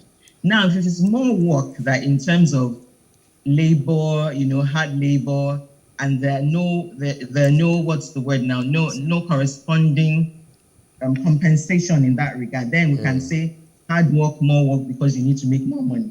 Okay. So in that instance, yes. You agree with me that even if you decide that you want to do the labor work as much as possible, get to a point in time that your body will tell you, I can't go on. Yes. Even when the compensation is there. Thank you. So now, back to where I started from, you have to decide yourself that, okay, hard work, more work, what is it making sense to me? If you tell me hard work, more work, it will make sense to me. That means I'm delivering, I'm adding value to the system and they're giving me more work. Hey, that's what I want to hear. Because very soon I'm going to be negotiating a higher pay or a bonus or something. But if it's hard work, labor work, and you're dying, oh please. So Let me give you a good example. Once you get to your break even in quotes, get to your break even point, you don't want to go beyond it for nothing. Yes. Yeah, for nothing. Yes, it's for nothing. Okay. Yes. Yeah. I had usually in my position, head of HR, you deal with the unions at times, and if I have admin reporting to me, you also have to deal with the drivers as well. And I remember there was a time I had just resumed in a particular place, and I was looking at the overtime. Wow, it just didn't make sense. Yes. And I called the person that said, okay, was the head of the drivers, and I sat him down, quite elderly, much older than me anyway. And I sat him down and I said, okay, I've done an analysis of the numbers, your hours and all that. It doesn't make sense. There's no human being that can work like this. If you do, you won't be seated in that chair in front of me. So one, and then if you feel that you're getting, you're making much more money, down the line, we would hear that, one of them had high blood pressure, he's retired, he has high blood pressure, he had a stroke, and then you're raising money, funds to get him. And I'm like, well, you know what you're doing now? You're working yourself. You're working, excuse me, let me not use the word, but you're working, let me use the head off. I wanted to use another word on live TV. And you believe you're making the money. And then come 55, 60, they ask you to retire. And you're of no use to yourself or to your family. So you have to try to balance, know when to exactly. Yes. So whether hard work, more work, it's for you to decide. Oh, you're a good driver, I want you to come.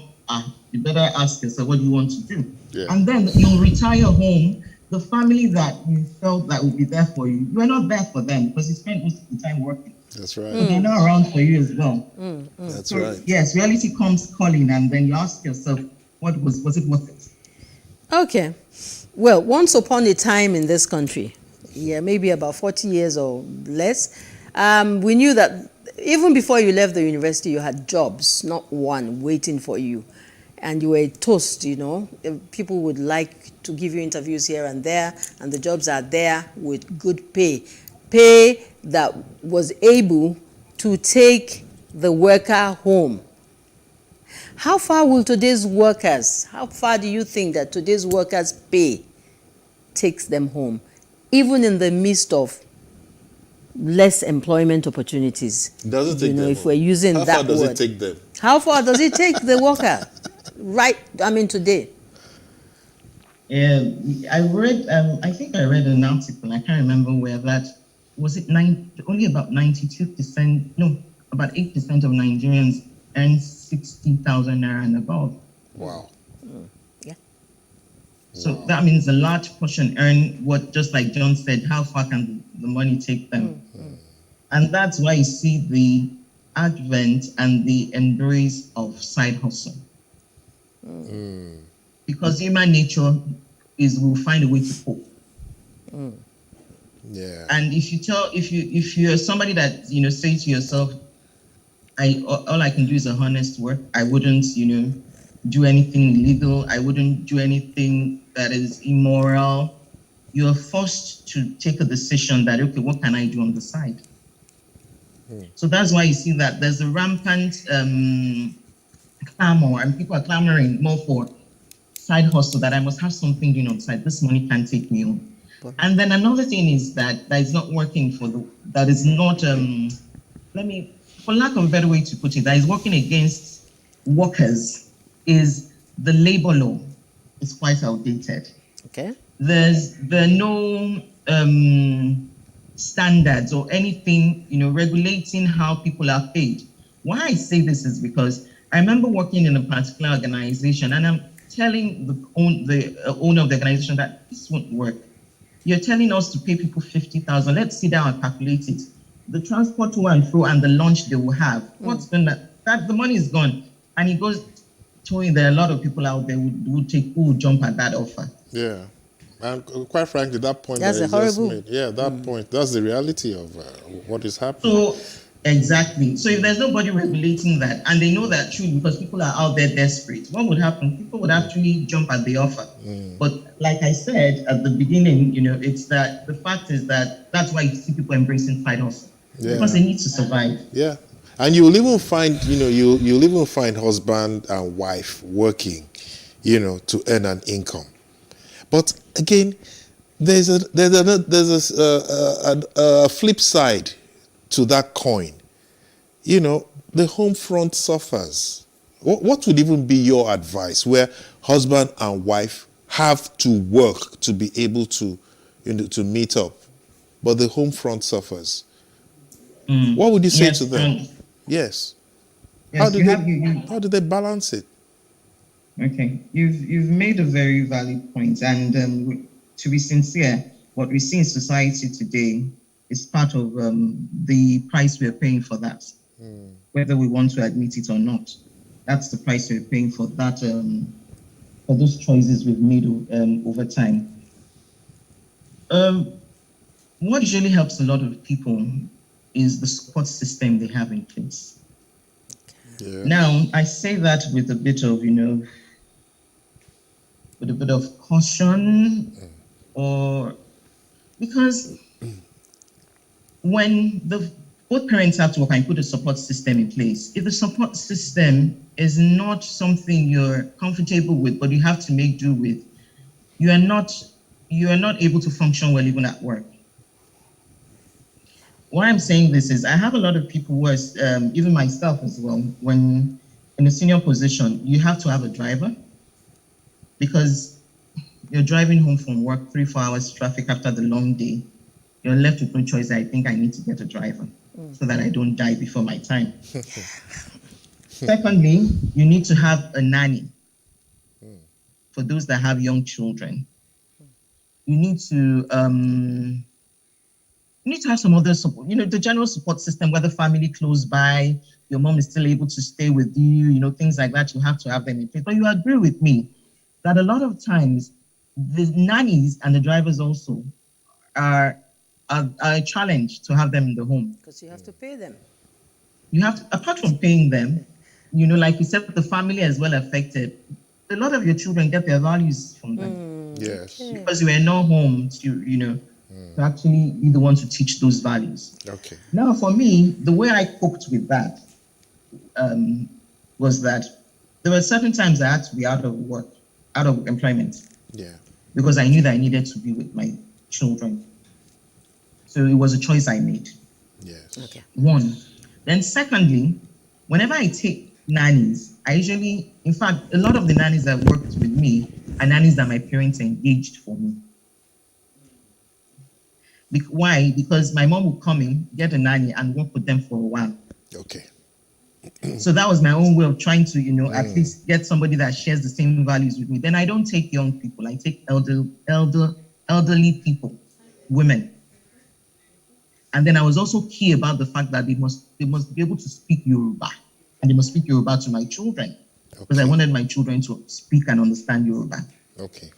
And they must be elderly so that in case anything happens at home, they know what to do immediately. So those were the choices for me in terms of a nanny, because you're coming into my home and you're staying with me in my home.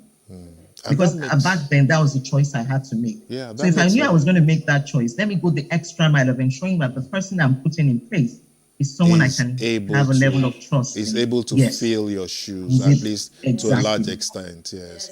Exactly. And then, in addition to that, I had very good support from my husband as well throughout my career. He's been very supportive. Great. So he gets some, maybe like 6-7 latest, is home. And I also get maybe around that 6-7. They said there's bad traffic and maybe going to 8-9. Yeah. So exactly. And then, sorry, Helen, you want to ask? It just comes across to me like that was an excellent balance. And answering John's question is that you're recommending some of these steps and strategies to a lot of mothers and families who are probably watching this program to say, if you find yourself in this position, this is probably how to go about it.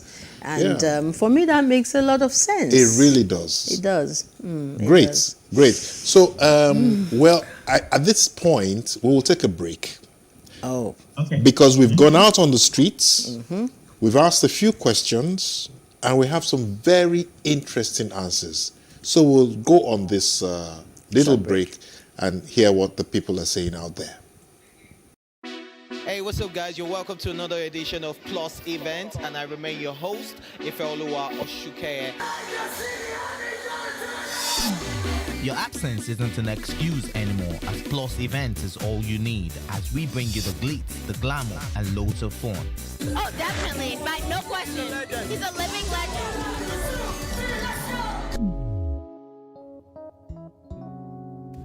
Oh, God forbid, Holy Ghost fire, I know. I just want to be blown away. I want to be wild. This is 11 years of doing it.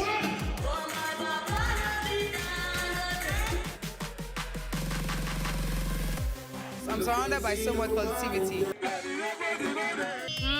No, it's okay.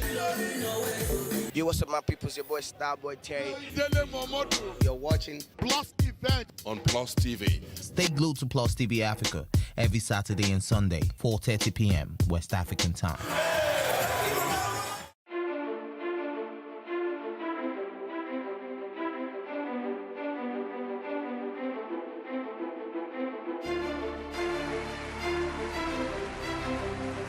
This medal has been directed to empower 1,000 persons with disabilities in each state in the next 12 months. When I start hearing the shoot of gun.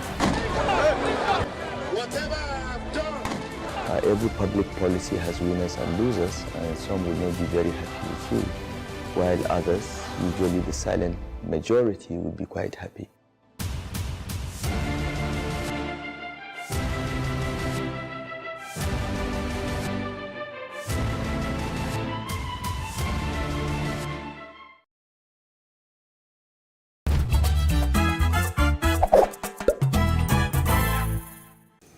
Okay, we thank you so much for being with us on the show so far.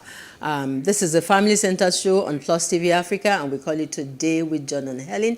And on today's show, we are looking at the welfare of the workers, which is of very, very big interest to us, against the background that this is a family-centered program. If you would notice, we have deliberately left agitations out of it. You know, the labor war between the labor unions and government and all of those rights, because our emphasis is on how do we get the workers in a better place so that the family also can move forward. Yes. All right, so that's deliberate.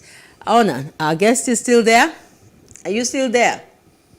Yes. Okay. Great. Thank you. Great. Thank you for hanging in there with us. Yes. All right, John. And thanks for your advice. You know, I've been rolling a lot of those things in my head since you spoke. Okay. And I think at this point we'll just move into, talking about buses.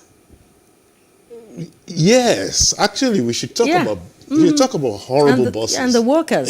It's something that Helen has repeatedly hammered on. Yes, even right from the beginning of this program. So nobody wants a horrible boss. Nobody does. Nobody also wants a horrible worker. So who is a horrible boss? And do we have them? Yes, we have horrible bosses. The same way, like you said, we have horrible employees. But if there's anything, one of the things I took away from business school was the fact that when you're trying to analyze a case study or assess a situation, it's always good not just to look at the symptoms, but to look at the underlying factors, the root causes. I'm saying this because what you would term a horrible boss will be different from what I would term a horrible boss. And by virtue of experience and over the years also being a boss myself, I've learned that two things are very, very key. Let me start with one first. we have to learn to be empathic. And I say that because a boss that is horrible, I don't believe everybody sets out to be horrible. This is my own way of, understanding the situation and coping with it. Yeah. There's something usually driving that person. Now, it takes a lot of emotional intelligence to be able to get to that point, to realize that. But having said that, on the flip side, yes, they're horrible bosses. And some of them is by virtue of the fact that they're dealing with one thing or the other. Some dealing with it and don't know how to handle it, and they take it out on you at work. And some, it's because of the pressure they are also getting from above, and they don't know where to, pour it out, and they pour it out on you. They don't know where to vent. They would rather, use you as their, what's the word now? They'll take it out on you. That's what I'm trying to say, basically. They will take it out on you. Having said that, we also advise people as well. If you have a boss, I remember I had a presentation once on managing your boss. Okay. If you have a horrible boss, it will be good to try to understand what that boss is experiencing, really, if you can. Because I've discovered that most of them, like I said, it's really stems from what they've been through, what they're going through at that point in time. The pressures from home, the pressures from work, it can be from anywhere. And once you start with that first, it helps you to begin to look for a way out to work with that person. And I'll also be the first to admit, having said that there'll be some that you won't be able to cope with, no matter what tactics you use. Whatever you've learned, psychology, EI, whatever you use, they're still horrible people. In that instance, you might need to take like I said, judgment call and decide what you want to do. Okay, and I'm thinking, does the disposition of the boss or the employer or the employee, is it hinged on work ethics? Because a lot of workers are just looking for jobs, but they are almost like totally ignorant of what it takes to be a good worker and to add value, like you said, at some points. So could this attitude, horrible or otherwise, be based on the knowledge of both parties on the work ethics? What is really expected in a proper workplace between the boss and the employee in terms of relationship? Okay, a very good question. You agree with me that we have a lot of companies, some established, some not established. The established ones, the big ones, have structures in place. They have you get to join some companies and you're taken through the onboarding process and you're told about the work ethics in that particular company. We do this, we don't do this, we have regards for others, we're open-minded, we embrace diversity, they give you all that and then we don't do this. They have the ethics policy and they're very big on it and they will tell you if you do this, these are the repercussions. But for a lot of places that are not that structured, the work ethics is determined by whoever is in charge. Whoever has the say and whoever is calling the shot or whoever pays the money, pays the salary. So inevitably, the work ethics is usually determined by the culture in place within leadership. I tell people, if I want to know the things that the culture in a place, just give me 30 minutes to 1 hour with the leadership in that place. I can tell you what the culture of that place is. Wow.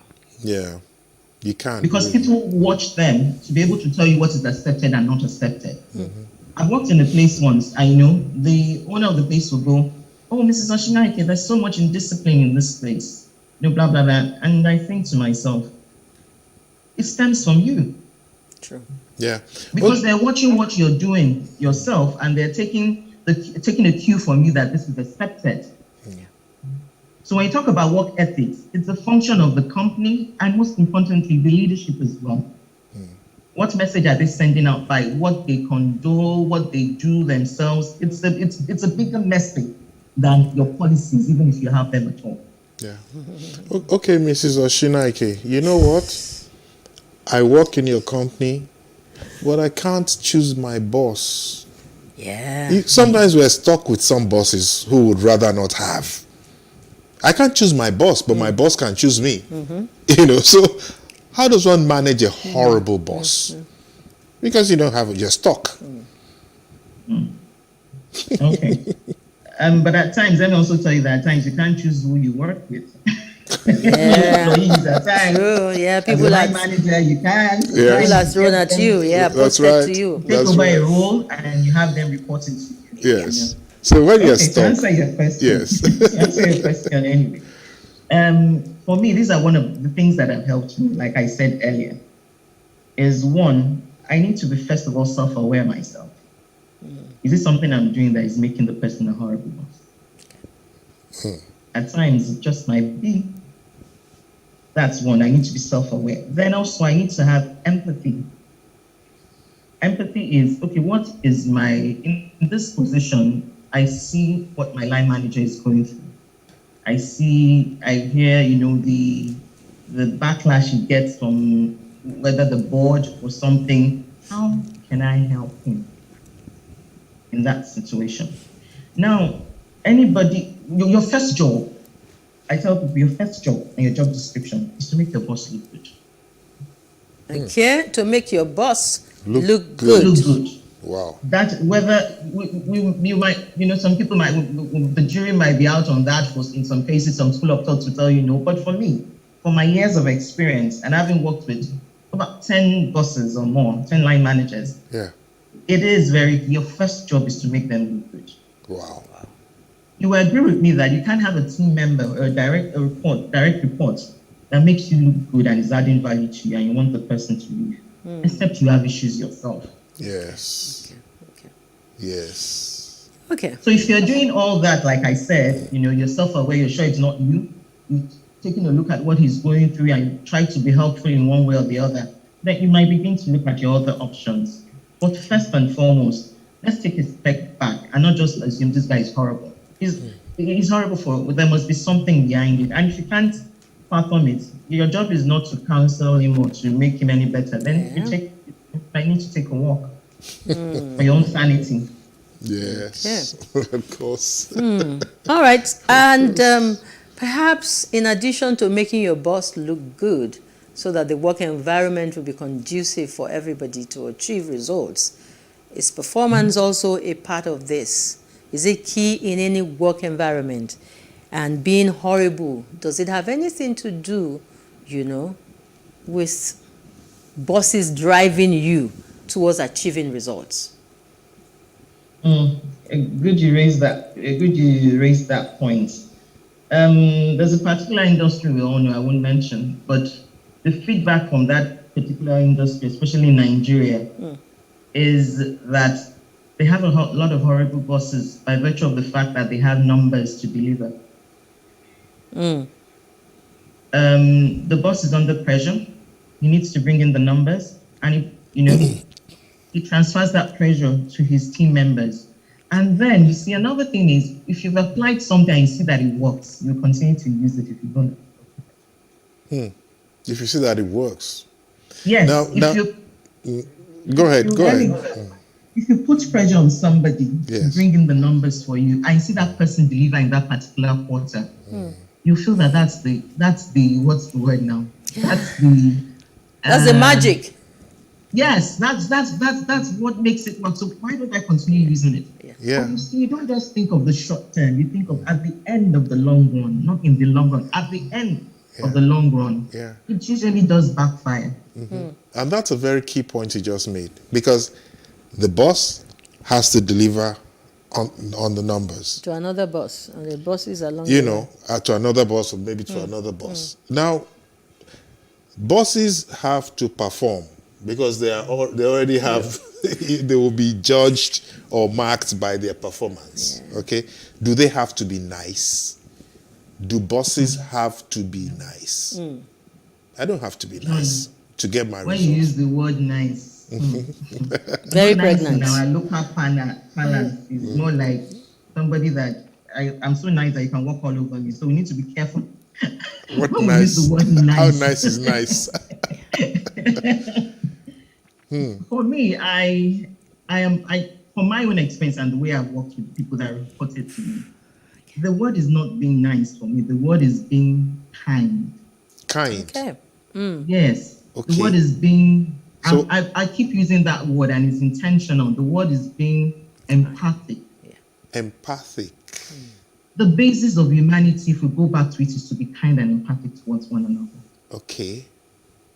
You see a lot of, I'm going to digress a bit, but you see a lot of skits, that go around and people are like, oh, please, I need $1 here. I need some money here. I missed the train. Could you help me? And you discover that it's the homeless people or the people that do not have much. They're usually the ones that are willing to do out of the little they have. Mm-hmm. You know why? Because they've experienced lack. So they are willing to actually give. Wow. Than somebody who has a lot. Now, if you are a boss and your employee comes in late today, okay, oh, you came late, what happened? Oh, traffic and all that, you let it go. It happens a second time, it happens a third time. What you should be reaching out for is not query. Okay. It's not. It is to call the employee in and ask, it's unlike you, what's going on? Are you sure everything is okay? Well, that's been nice. That's been No, kind. That's been emphatic. kind.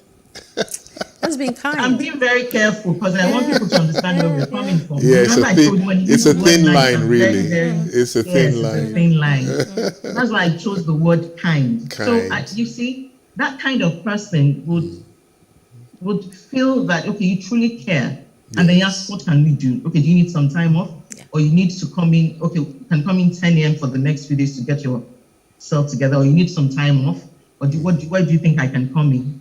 That is being kind, and that is being empathic. You know why? Because I know that at times I might come in late because of traffic. I might come in late because my children are ill.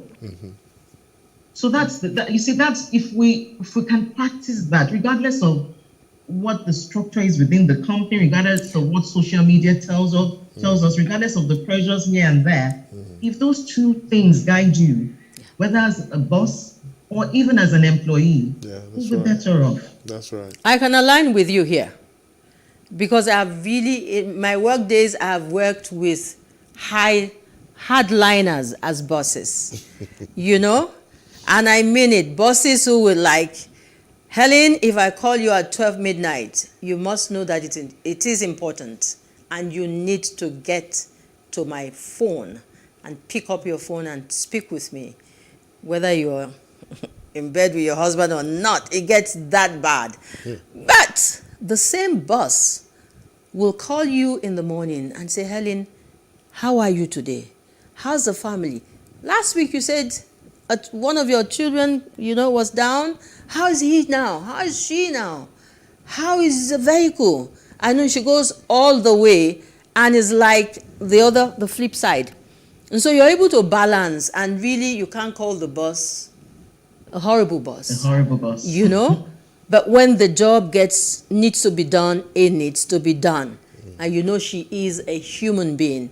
And we just needed to gravitate with that. And that was reality for me. So I can align with what you just said. Nigeria just joined the rest of the world to celebrate again another May 1, International Workers' Day. Right here in Nigeria, I don't know how many states have implemented even the minimum wage of just 30,000 a month for the workers. I don't know where we are at this moment, Nigerian workers and government and lives fulfillment and lives balance and all of that.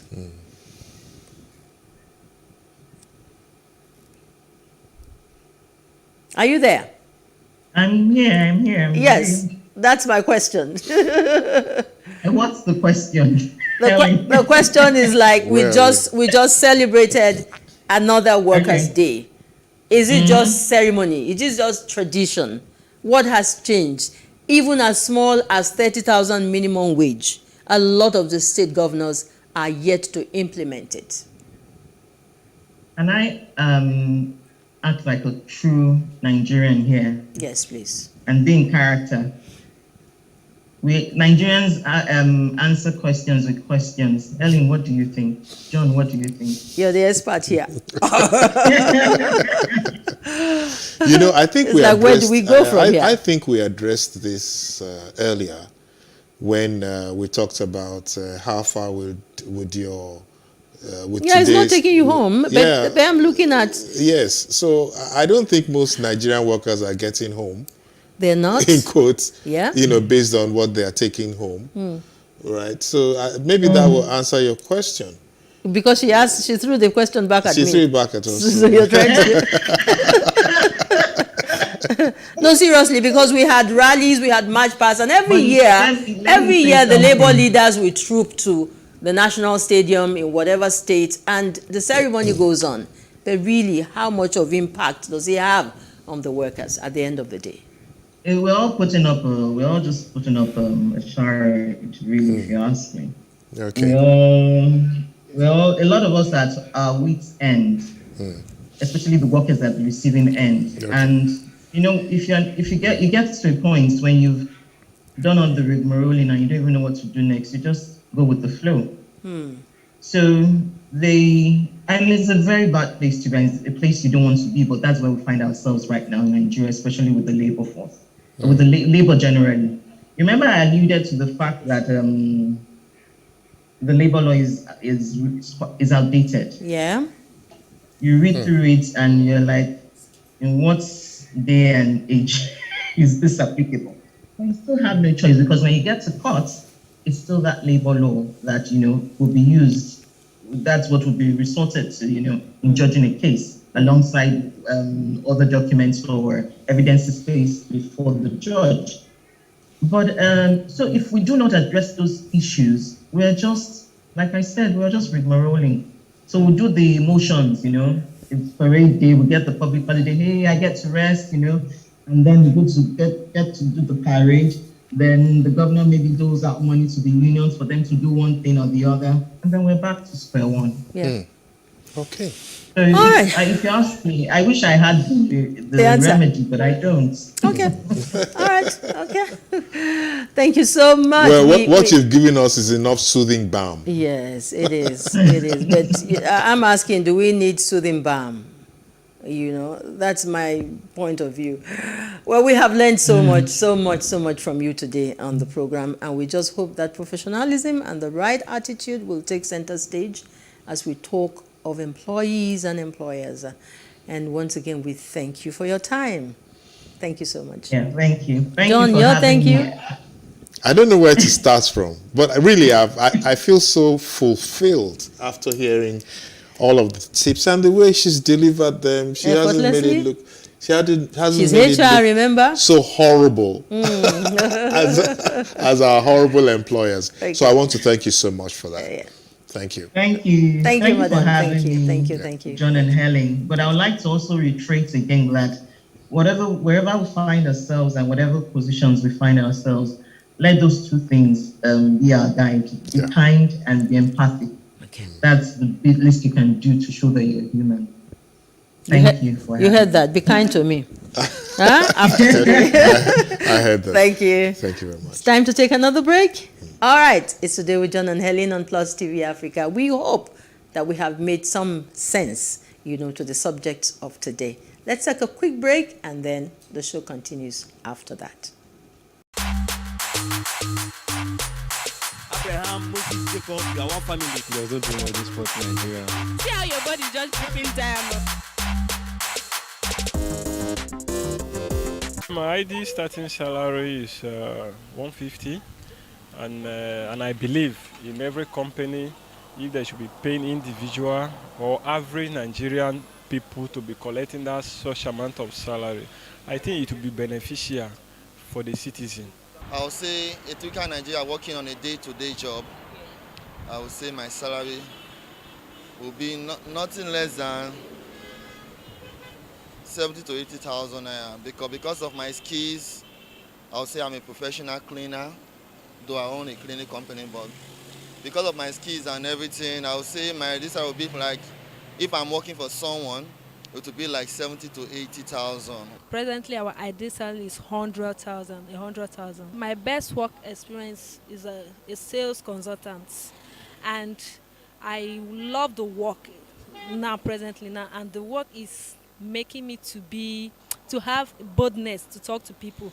Like, I've gone to several places that I've never been before.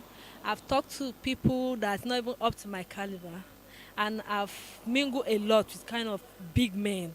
At least with the recent condition of this our country, if the minimum wage should be between a region of 60,000, at least for a start now, compared to the inflation we are facing now, the cost of living, accommodation, and other charges. So at least for a start, 60,000 is not bad. To me, probably if I see like 180,000 naira is manageable. That's as the way the country is right now. It's better than just sitting at home or for me to be frustrated and misbehaving. So instead of that, so let me just doing it. At least I can see at the end of the day, I won't be able to save anything down. I'll be able to use it to eat. That's all. If you pay me 1 billion naira, I will not mind. If you pay 1 million a week, I will not mind. But the point remains, we are running an economy that ought to have grown. I don't belong to the class that say a growing economy. We ought to have grown. We are an overfed baby as far as Nigerian economy is concerned. Howbeit, given the society we are in today, some of the boys, I call them boys, at the National and even the State Assembly, earn close to 2-3 million naira a month. So for some of us who've paid our dues, especially in the media, if going by the standard of living in this country today, 1 million naira will not be a bad idea. My ideal working salary has been from 200 to 400 to get, and that's what I prefer to always get from any company, because I'm always a strategist. I render solutions to companies on how the company can move ahead as well there. Abraham, Moses, Jacob, you are one family. There's no dream of this sport in Nigeria. See how your body just dripping diamond.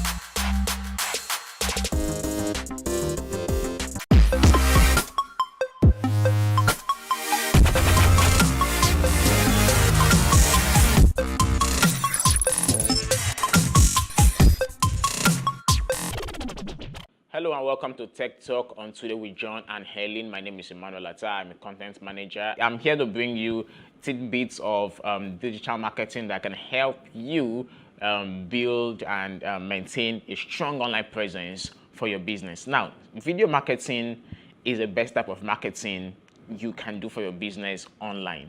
People are spending less time reading, so you need to create content in video. So yes, there are other forms of content creation online that can excel your business. Yes, there's copywriting, there's graphic design, there is photography. Yes, those are forms. Those are different types of content that can promote your business online. But the best among all those is videos. You need to create videos for your business. You have to create videos that are professionally done, not just videos that are done by phone. I know that, yes, a lot of business people, particularly small business people, kind of like use their phones to just shoot videos and post them on Instagram, post them on Facebook. Yes, that can get you somewhere, but the kind of videos that would make your business known, not just within your locality, but internationally, are videos that are planned and shot with a camera by a professional.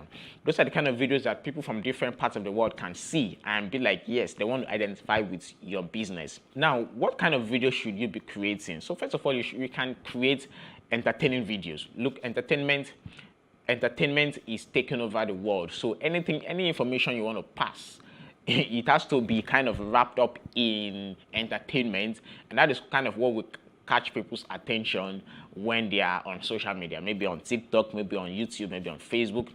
Videos are one of the things that make people stop scrolling to try to check what that video is all about. Second kind of video you can create is educative videos. So these kind of videos are videos that kind of like educate your audience about your product or your services, maybe how to use it, what the product is all about, where, you know, to get it from. Those are like educative videos. Just try to teach people about stuff that are maybe might not necessarily be your product or your services, but are related to your product or services. You can also create informative videos. So just generally giving the public information about what you do. It can be personal presentation videos where you just talk to the camera. It could be product review video, service review video, where you just give people general information about what you are doing, the kind of business you do, the kind of services you render. I mean, so, but definitely when a lot of people are posting graphic designs, a lot of people keep posting cool pictures of products, which is good, right? If you're doing good product photography for your business, it's fine. But video is what is capable of moving the needle when it comes to making sales on the internet as far as this era is concerned, because all social media platforms are currently pushing more video content to the audience than pictures, than graphics, right? So create videos, because videos is one of the things that can make someone stop. A lot of people, you need to see how people scroll social media. People scroll social media with speed, but a video can make someone stop and then just look at their phone and say, oh, this could make sense for me. And from there, a sale could happen. So, that's my tip for today. And my name is Emmanuel Atta, and that's all for today on Tech Talk on Today with John and Ellen. See you same time next week. Thank you.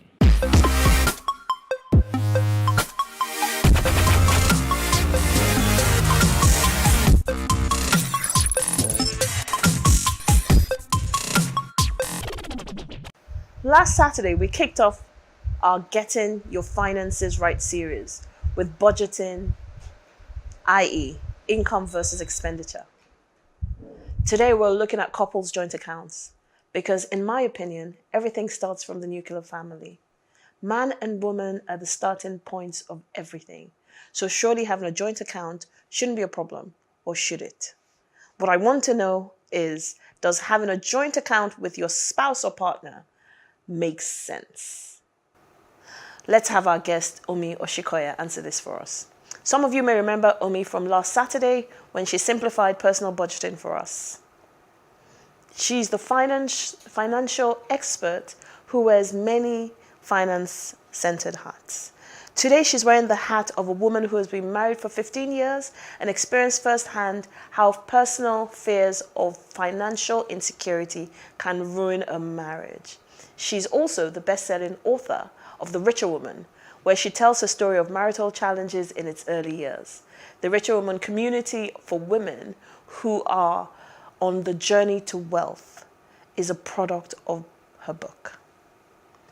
Omi and her husband, John Oshikoya, mentor young people and couples through their Basis for Marriage seminars. Welcome again, Omi. Yay. It's lovely to have you back again. So first things first. Happy Valentine's. Happy Valentine's. I'm wearing red. Is there anything wrong with having a joint bank account?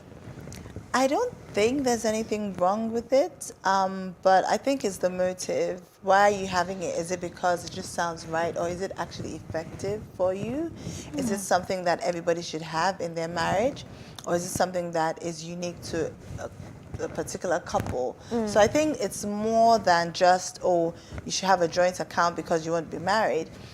You actually may not even have a joint account, but you're actually more united, are more transparent than people that actually have joint accounts but then do other things at the end. And sometimes having a joint account could actually even cause problems in the marriage. As for some that don't have joint accounts, they may actually be better off. So it's relative, it's not subjective. Okay, so before you explain what you mean by it's relative, is it something that applies to couples who are not married, or is it just for Mr. and Mrs. X?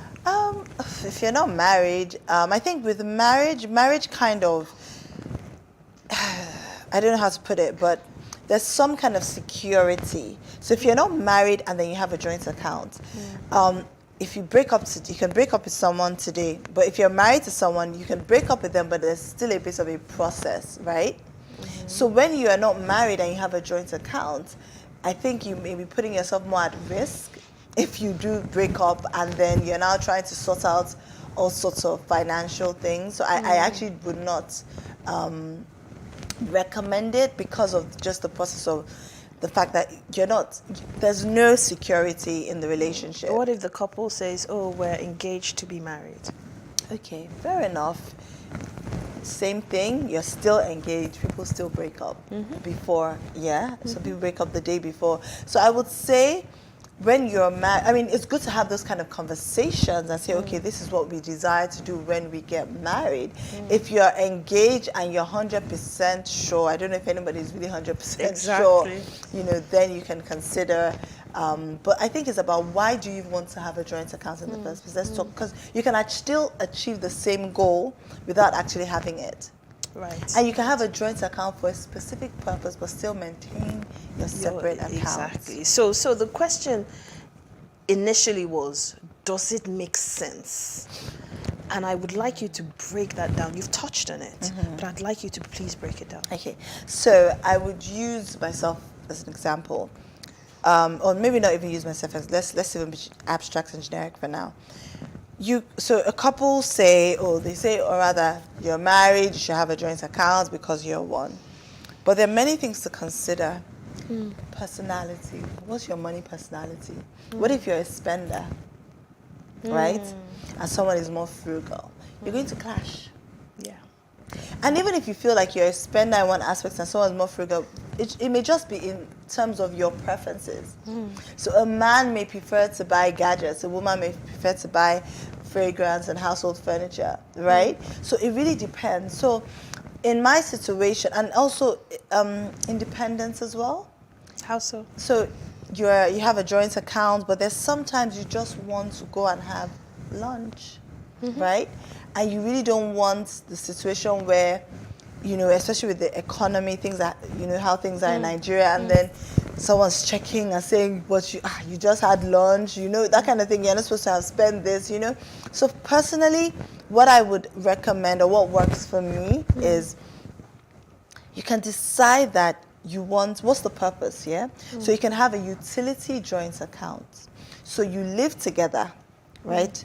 As a married couple, you live together and you decide that, we're going to have this account for bills, right? So all the household bills, you can even put school fees or whatever in there. And so you both agree to say, okay, if you're sharing responsibilities, so I bring in 50% of the total bills, I bring in 20% or whatever, and then you put it in that account. Yeah. So that account is for that purpose. Yep. That way, you're at liberty to still do the things you would like to do. Right? So there are times that I am driving and, I just want to indulge. I just want to go to the spa. I just want to, do something different. And I don't have to ask my husband's permission because I'm not, but however, if it was in that utility account, then you're taking for something that is not for the purpose, then you owe it to the person, your partner, you're accountable to say, okay, I would like to do that. For me, I think that kind of works out. But right? doesn't that mean that you are lacking discipline? Because if you've opened a utility account, self-care is not utility. Exactly. So, but if it wasn't a function of the fact that you already had a separate account, then you will call it a lack of discipline. It may not be a lack of discipline that you want to go to the spa today. It may just be you just want to treat yourself. You've had you take it from your own account. So you take it from your own account. That's what I'm saying. But if you didn't have that separate account and you all just had a joint account for every and anything, then those kind of things, someone will say it's indiscipline. When it's not indiscipline, I just want to. That's why, for me personally, I don't think joint account makes sense. I think, again, it just goes for the purpose. So if you're saying you want to have, again, it doesn't have to work. So I know a couple that they were both earning really good money. She was very successful. He's very successful as well. And what they decided to do was he would focus on the monthly household, and her salary was more for like when they want to go on really nice summer holidays or make some investments. So they understood, they came to an agreement, they were unified, they were joint, so they may not have necessarily had a joint account.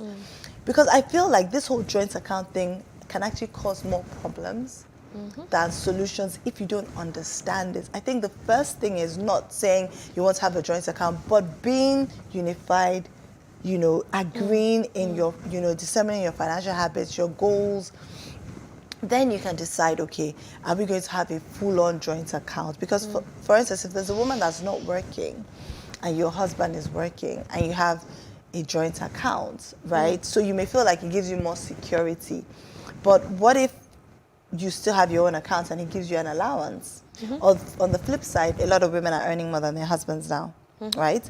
So if, on the same flip side as well, if they had a joint account, I just feel like it can cause unnecessary problems and stress. And life generally already has its own challenges. You don't need that. Do you understand? So I would say come together, determine, why you can have several joint accounts, but I think as an individual, as someone that's an adult, you should have your own. Have your own, something that that, and you can even decide what your own, you can come together and say, out of our monthly salary, we're going to have 100,000 naira each for our own thing, right? So you're still joined, but then I think there's that independence that's needed even in a marriage. Yeah, you've actually touched on my next question, which was, how does this impact the individual and the joint couple? Yeah, in terms of their financial strength, stability, and independence. And that's what you're talking about now. Because you're one, but at the same time, you're also... So you're two whole people that come together. Two whole people with different sets of values, different beliefs, different upbringing, different outlook on life, different everything. Yeah, so you're coming together, and the fact that you even, and it's a good thing. So I don't want to make it seem like having a joint account is a bad thing. It's a good thing because it shows, okay, you realize that you're one. So I think that even before you go to the account part of it, you need to just be of the same mindset that you're one. So even if we may not have the same physical joint account, my money is our money, your money is our money in a relationship. With a lot of relationships, the man's money is our money, the woman's money is her money. That's what we're told, that's what we're taught. But at the end of the day, right, you should be able to feel that, my money is our money, right? It doesn't matter where the money comes from. It shouldn't really matter because it's our money. And sometimes things are... If you're aligned in the other areas of your relationship. That's the most important. So are you actually aligned? It's not... The joint account is just like a symptom, or I don't know how to describe what I'm trying to say, but it's not the core thing. The core thing is the relationship. Are you aligned in your beliefs? Are you one, right? So that way you won't even worry if you don't have a joint account, because you know that you can take your husband's ATM card if you want it. Do you understand? You can do whatever so it's about understanding that you are one together.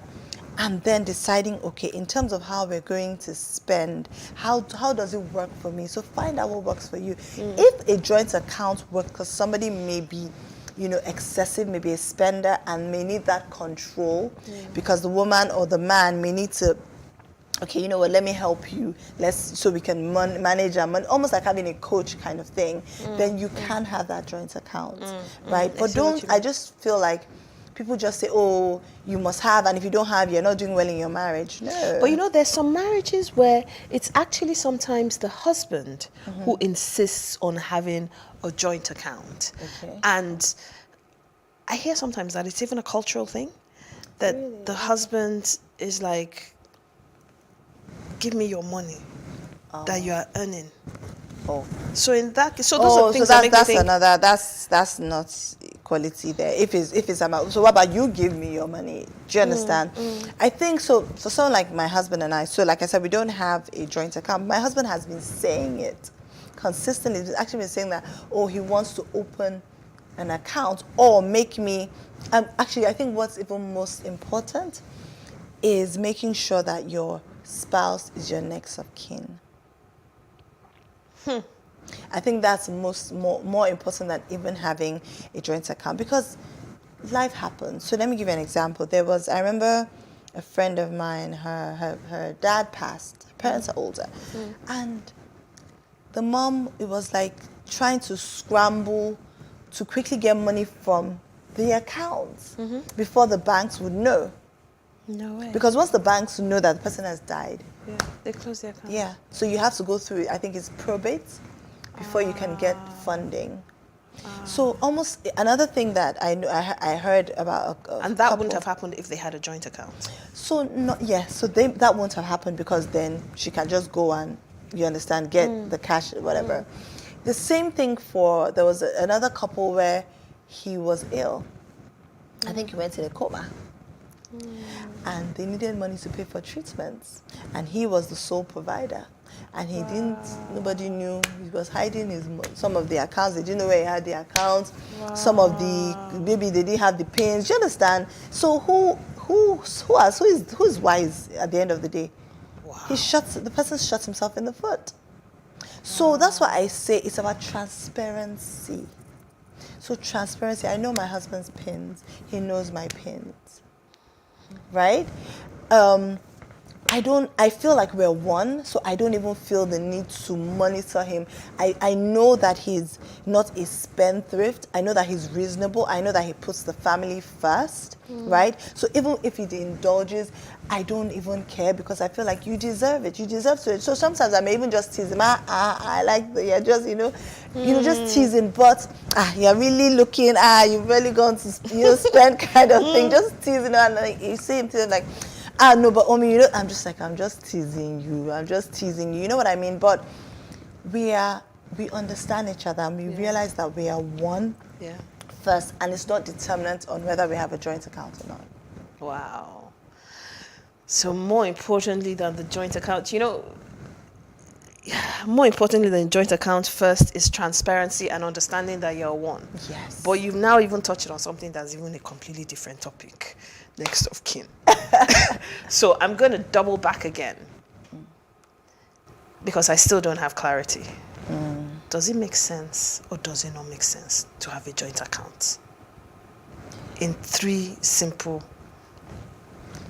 If it works for your marriage, then do it.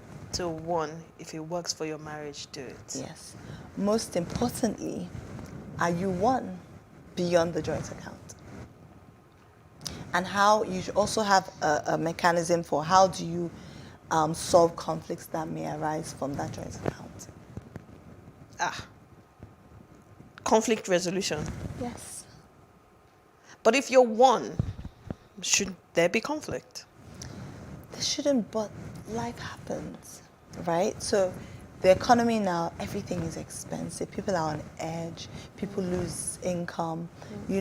What if someone loses their job and another person is the one then funding, all the time, and there are issues within the marriage, you're just irritated. How would you solve that? Would you take it personally? Oh, but I'm the one that's bringing the money now. Why are you now, start getting angry at the person? So it's a marital thing. How secure is your marriage? Is the foundation of your marriage secure enough? I feel like that's what's important, so that whatever arises from having the joint account, you will solve it, right? I think I don't know if it's the same thing, but almost the same thing as whether I should get a prenup or not. Very true, actually. It's a very, very similar comparison. Is your foundation solid? Is your marriage solid? Is your marriage solid? If your marriage is solid, the joint account will work for you. And if it's solid, even if you don't have a joint account, you would survive. You'd work. You would thrive. So it depends on the solidity. It depends on the solidity of your marriage. Yeah. to even determine whether it makes sense or it doesn't make sense. But you've also talked about the fact that you can have a joint account and you can have personal accounts Yes, so as you well. can have a joint account. So that's what I would recommend to my clients. I would say have a joint account that you can call it a purpose account. Have a joint account for a purpose. So education account, or a utility account, investment account, have an account for a purpose. Before you, even if you're saving, whatever you're doing, you should have a goal in mind. Why are you saving? You're not just saving. Have an emergency account, have something for leisure, whatever it is. But so essentially I think, just be deliberate about it. Yes, but I think everybody should just have their own account. You can have your joint account, but you should also have your own account. Yes. And but be if you don't have a joint account, that's an account that you're hiding. Not that you're hiding. That's be transparent. Another thing again. Transparency. Yeah. Thank you so much, Omi. Again, it's been awesome. It's been amazing. And I've definitely learned a thing or two. And I hope everybody has as well. So thank you so much for coming back. Thank you. Thank you. Can't wait to have you again and again and again. I'll be there. Thank you for watching. Stay tuned for a few more minutes as we round up the show.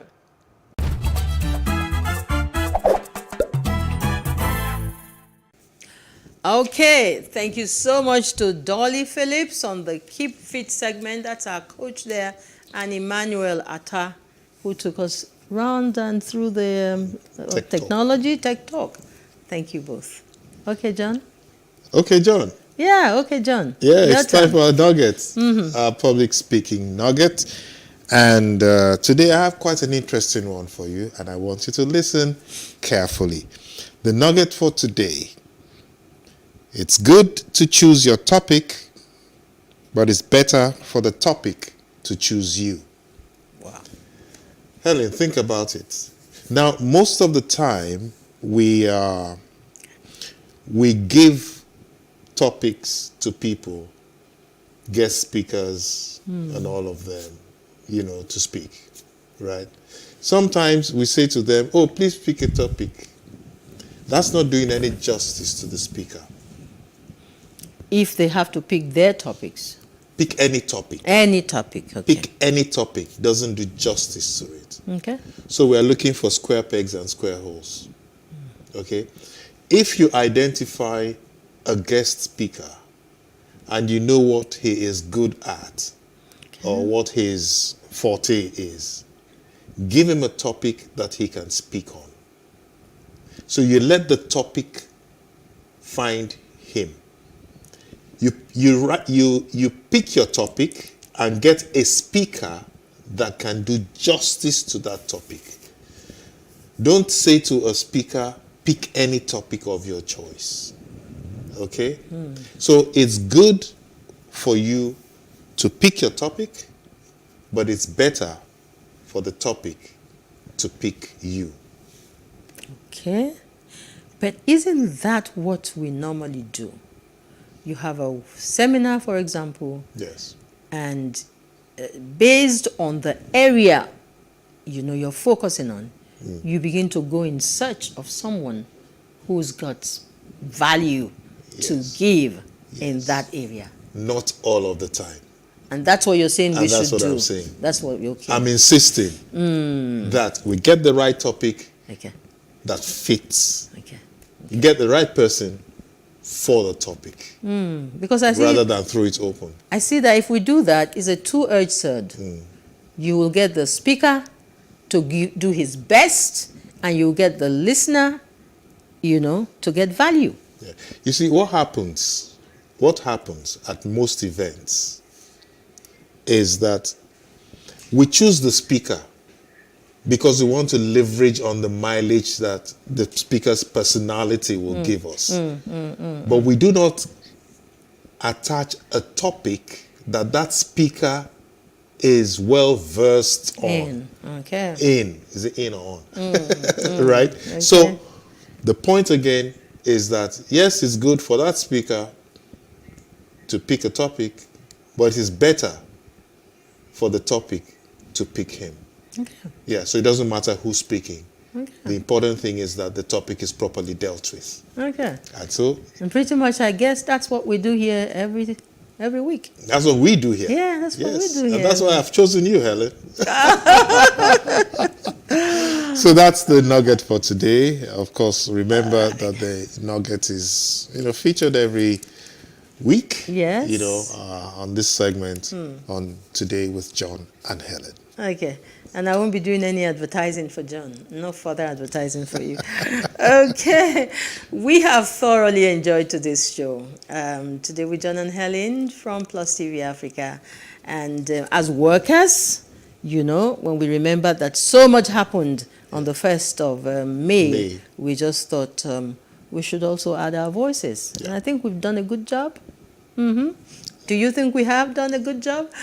Then we are sure that you will join us again. Same time next week, Saturday morning, first outing. And then at 10:30, Saturday night, second outing, first repeat. And 9:30, Sunday morning, second repeat. And of course, we are on YouTube, the entire show. So you cannot say you haven't watched today's show. Go to any of these platforms and please get all of the information that the guest has given us today. Brilliant, brilliant conversation. Next week, there's a topic that's demystifying sexuality. Sex and sexuality. I'm waiting for that one. Okay, I am too. Yeah. We may be dealing with that, or if something better just pops up. Like, a lot of the time some current matters just pop up and we drop what we have planned. So we flow with what's going on. I would have preferred you wore the red dress next week. Danger, Abby. All right, so we're done. So that'll be it for today. Thanks so much for being there for us. And from me. Bye-bye. Thank you so much. Thank you to these brilliant guys who are here every time with us. The directors, the producer of this show, the camera guy. You guys are just excellent workers. All right? Thank you. And we'll see you again on Saturday next week. Bye for now.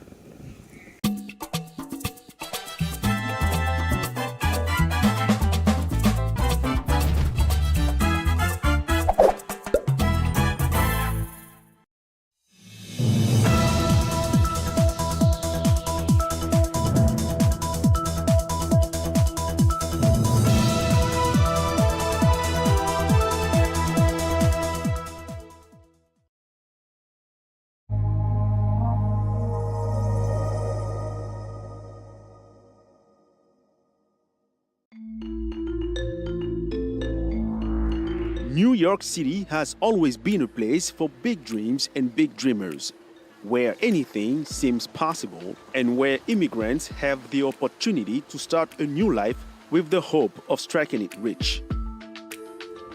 That American dream is alive and well in Harlem along 125th Street, where African hair breeders start the day early in the streets and on the subway, competing for clients who want their hair done just right. I love my hair being braided because it's a protective style. I'm natural, so I don't really like to put chemicals. I don't put weave. It makes me feel like me, comfortable myself. I can roll out of bed, my hair's already done. Don't have to worry about my hair being protected. So, the braids really do help last. My hair is almost important as eating and drinking water. Many American women pay hundreds of dollars to have their hair braided. So it is a lucrative opportunity for African immigrants, many of whom know the braiding techniques from childhood and who often have trouble finding work as new arrivals who may not speak English. De façon générale, toutes celles qui arrivent ici.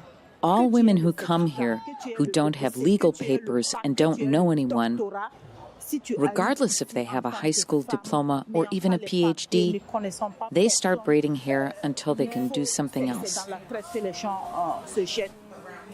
African women come here to America, and that may be one of the only things that they can do here. They may not have gone to school, they don't speak the language, but they can come here and they can make a living doing something that they've been doing all their lives. In a hair braiding industry dominated by women, there is one man who is making it big in Detroit.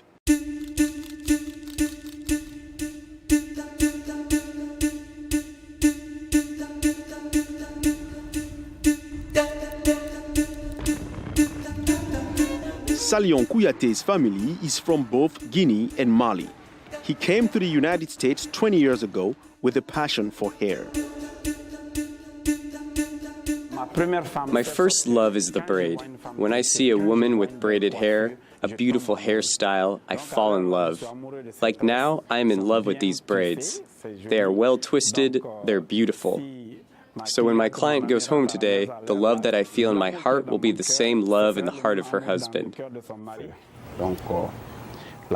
Braiding is my job, and my life revolves around braids. As soon as I touch someone's hair, I start braiding automatically. While braiding, I think about my problems, the solutions, my future projects. It all started for Salion in Bamako, where his magic fingers made him the star of the neighborhood at just 12 years old. He used to make dolls out of corn husks and braid them. He could braid any kind of hairstyle. He could braid any style. He learned a lot during his childhood. When our hair was not made, he was the one who would braid us. At the time, there was a popular hairstyle called Kara in Bamako, and everyone wanted Salion to braid their hair with this style. He was willing to do it, and for free. 20 years later, Salion's clients say his fingers are still magic. When he braids your hair, you can feel the love. He's not just doing your hair, he's making you look more beautiful. This is the first time I had a man braid my hair. When he said he was going to braid my hair, I said, oh my God, I'm about to have a power drill in my head. But he's more softer than it is when working with the women. Because I done seen some mean women with their mean vice grip on top of my head. I can't even tell that he's in my head compared to the women. Every time he did a braid, I touch the braid that he does, and it actually feels perfect. In New York City, that perfection and the beauty it reveals can come with a high price tag. How much you spend every month to get your hair braiding? 90 or like 100. Either 120 or 100. Oh, I spend $150 to $200 sometimes on the hairstyles that I want. Oh, these actually got a good price because I knew the person. Between every 6 months, I probably pay an average of $300 to go to the Africans. It's about $700 a month. So 700 times 12. I spend a lot of money. You look beautiful. We see more and more women from various ethnicities that want to braid their hair. White, Spanish, Japanese, Chinese, everyone wants to wear braids. Before opening her first salon called Soraya's House of Beauty, Hassana Zompaligre had to learn her craft. I was a shopkeeper in Burkina Faso. I used to buy goods there and sell them to my African sisters here. When I would come in their hair salons, it was always busy, with clients waiting. First, I didn't know how to weave, so they taught me how to finish the ends. At the end of the day, they sometimes gave me $100 to $200. I thought, there's money to be made here. One day, the owner asked if I could bring her customers. I told her I did not speak English. She told me, just ask them. Hair braiding, miss? So that's what I did. And when a customer was interested, I took her to my boss where they discussed the price. That's how I started in the world of braiding. Her mother paid like $100, right? The salon is not only a place to look great. It is also a refuge from the outside world where women share stories and cultures. The braiding shop is a place where people who come newly from Africa is a place where they can come and get used to the American culture, learn the American culture, and put the feet.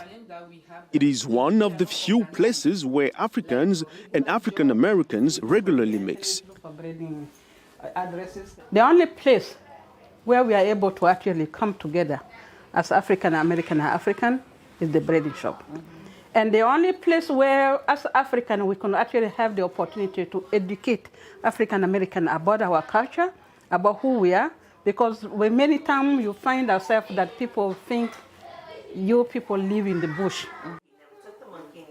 It's an opportunity for American women to meet African women and be able to learn about them, learn about their culture, where they're from. Because otherwise there hadn't been those opportunities.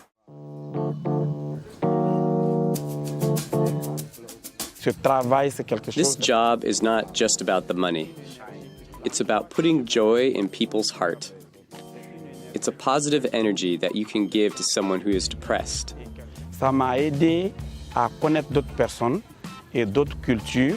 It helped me learn about other people and other cultures. Every time I braid, I discover something new. Do you have those scissors for the $3.99 one? Yeah. So Ben has been coming here for more than like 15 years actually. He's kind of like family.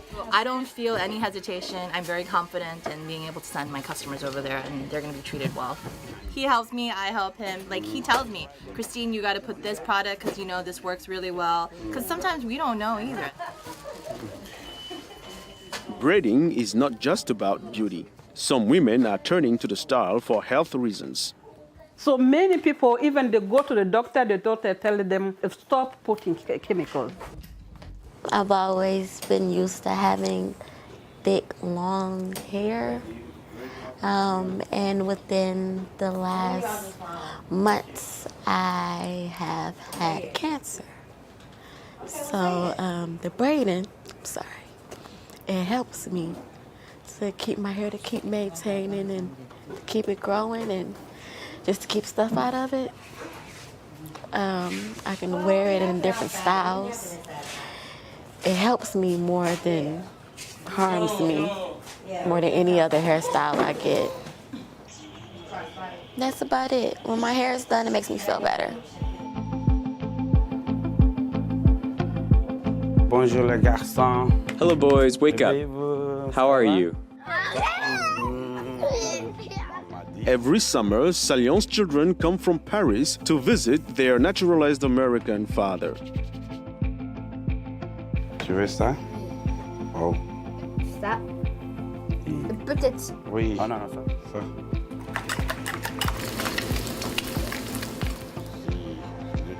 Online, they talk every day to their youngest brother and their mother in Paris. This is my fourth child, my fourth son. I love braiding my wife's hair because it is fun. She does not really like her hair being pulled. It hurts her. So when I joke with her and pull it gently, we laugh about it.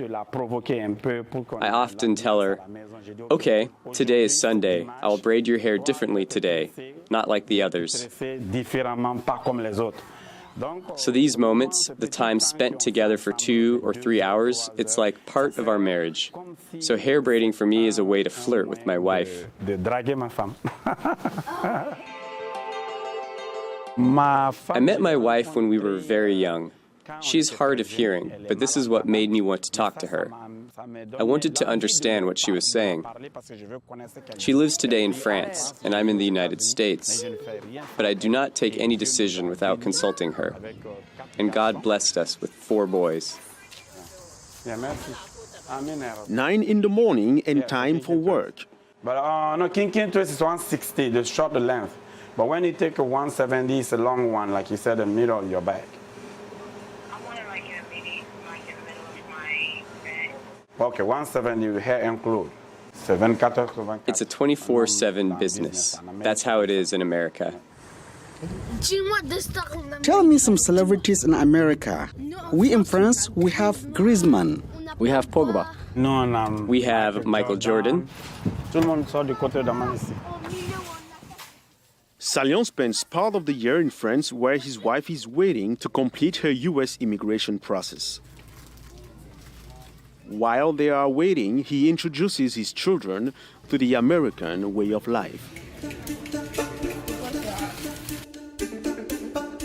Braiding increasing popularity among celebrities in sports, music, and film offers greater opportunities for braiders such as Salion, who includes among his clients the Guinean musician Oumou Dioubate.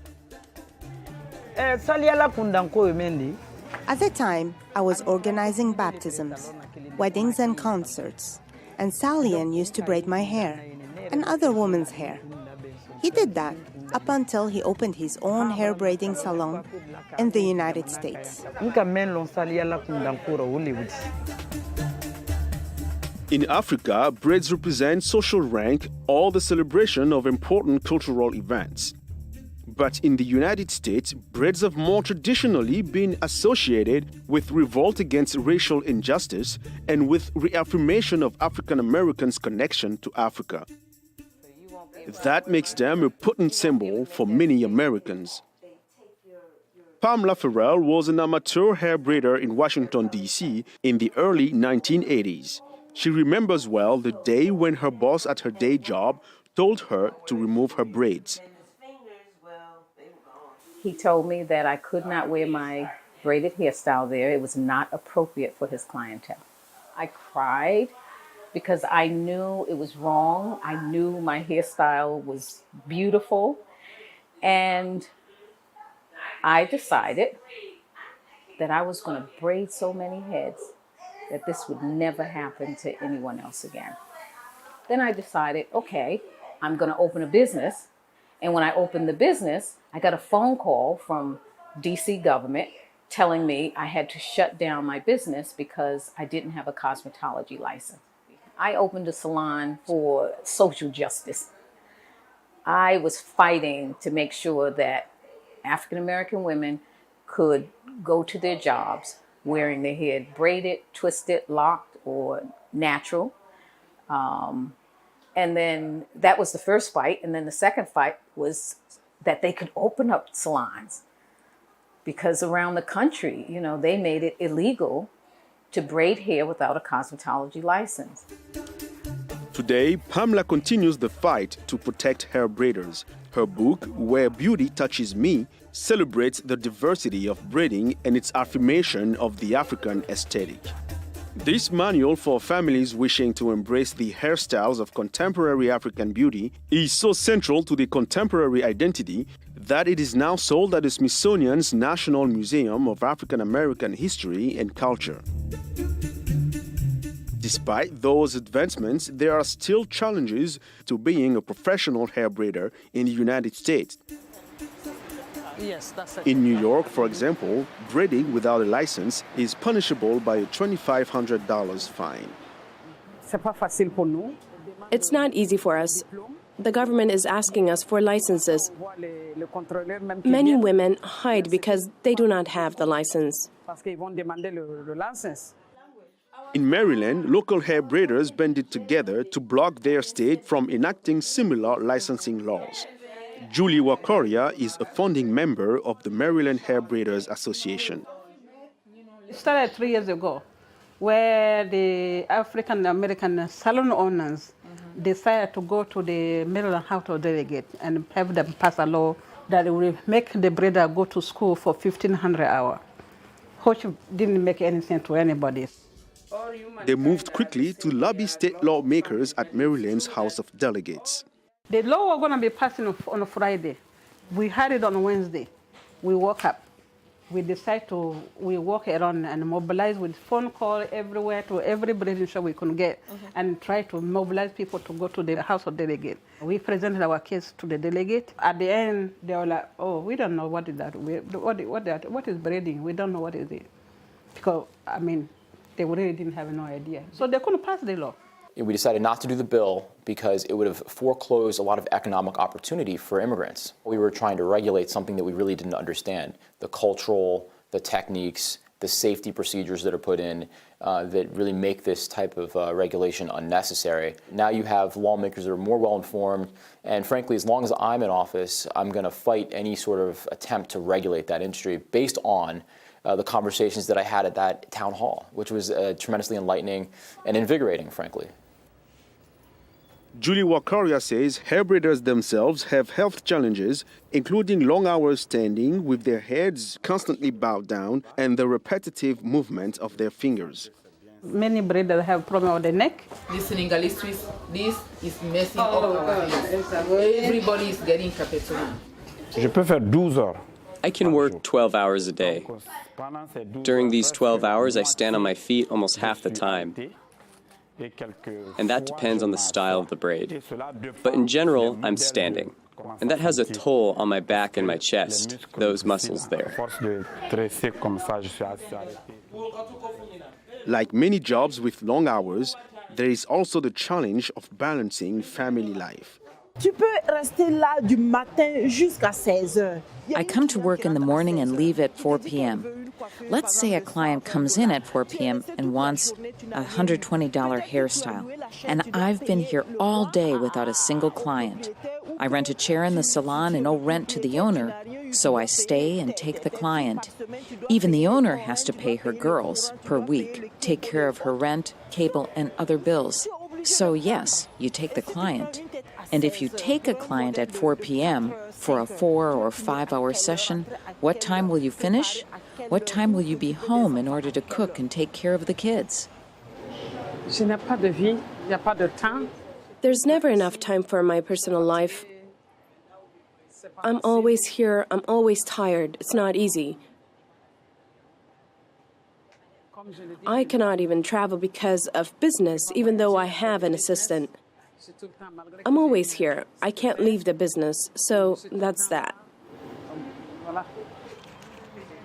Being a hair braider presents unique challenges for men, where many African cultures judge it to be effeminate or religiously objectionable.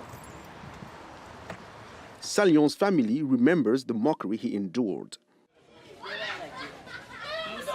It was under this tree that he used to braid our hair and ignore the people who would call him man, woman. But Salian never got upset or angry.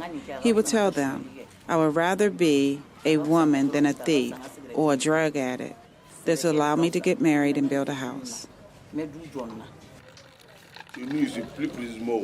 Here in Mali, it was frowned upon for a man to do braids. And in our religion, it was considered a sin. I argued a lot with him. I even beat him one day because of that. At first, I was told that it was a curse for a boy to braid hair, which made me have some doubts. Does my religion accept this profession? I kept questioning myself, even when I was learning how to braid and starting my own business. In Islam, women should not expose their bodies to strangers.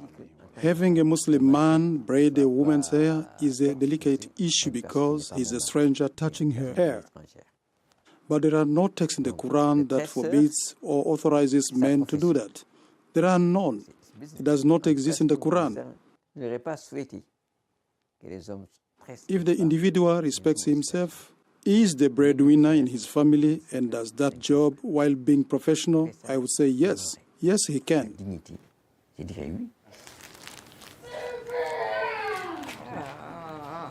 Is that the same color as that? Yeah. You sure? I think this is better. For me, a good customer is a woman who knows what she wants, who is not difficult to braid. And when I suggest some changes, she reacts positively.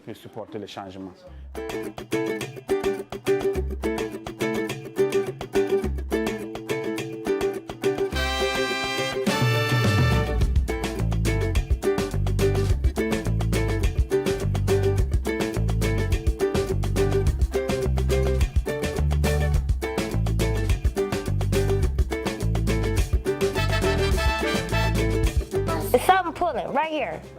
What's this?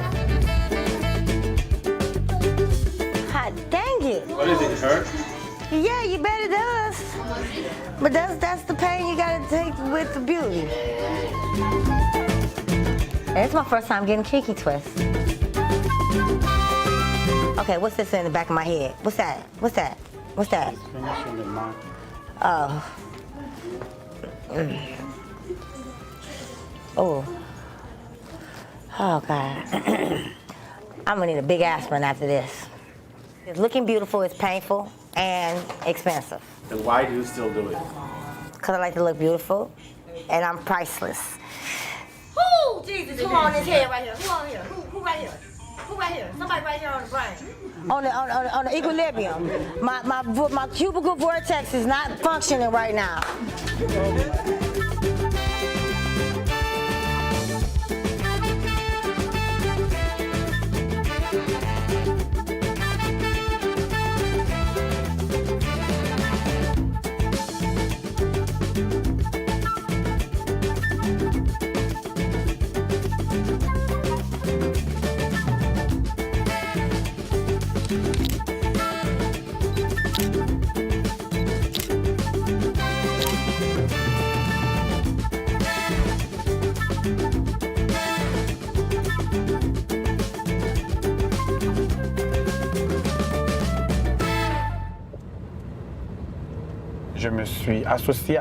I collaborated with African American salon owners and taught them how to braid African style. And they showed me the African American techniques in return. The styles that you would see during slavery, how slaves used to braid. They taught me that, and I incorporated it into the African braiding style. The results have made my salon very successful. Hello, African Hair Braiding, can I help you? Hair braiding made me thrive. It helped me buy a house here, buy a car, invest in my country, and bring my family and my brothers here. Papa, la pizza. C'est fini? Did you eat it all? Mon papa. My dad passed away when I was 5. My mom had to work long hours to raise us. She used to drop us off at our uncles and aunts. We grew up with different families because she couldn't support us financially by herself. It's thanks to braiding that I was able to give back to my mom, give her a good life, a life fit for a queen.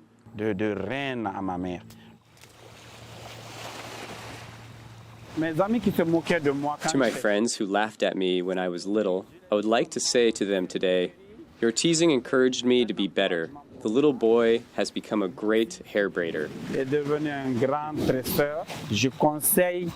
My only advice to any parent or anyone who sees someone doing something out of the ordinary is to never make fun of them. There are no foolish jobs, there are only foolish people.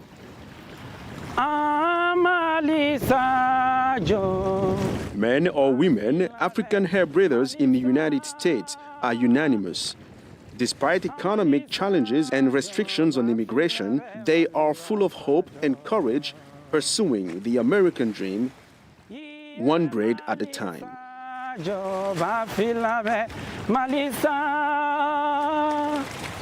Yo Malisa jo ba fila be malibasa jo.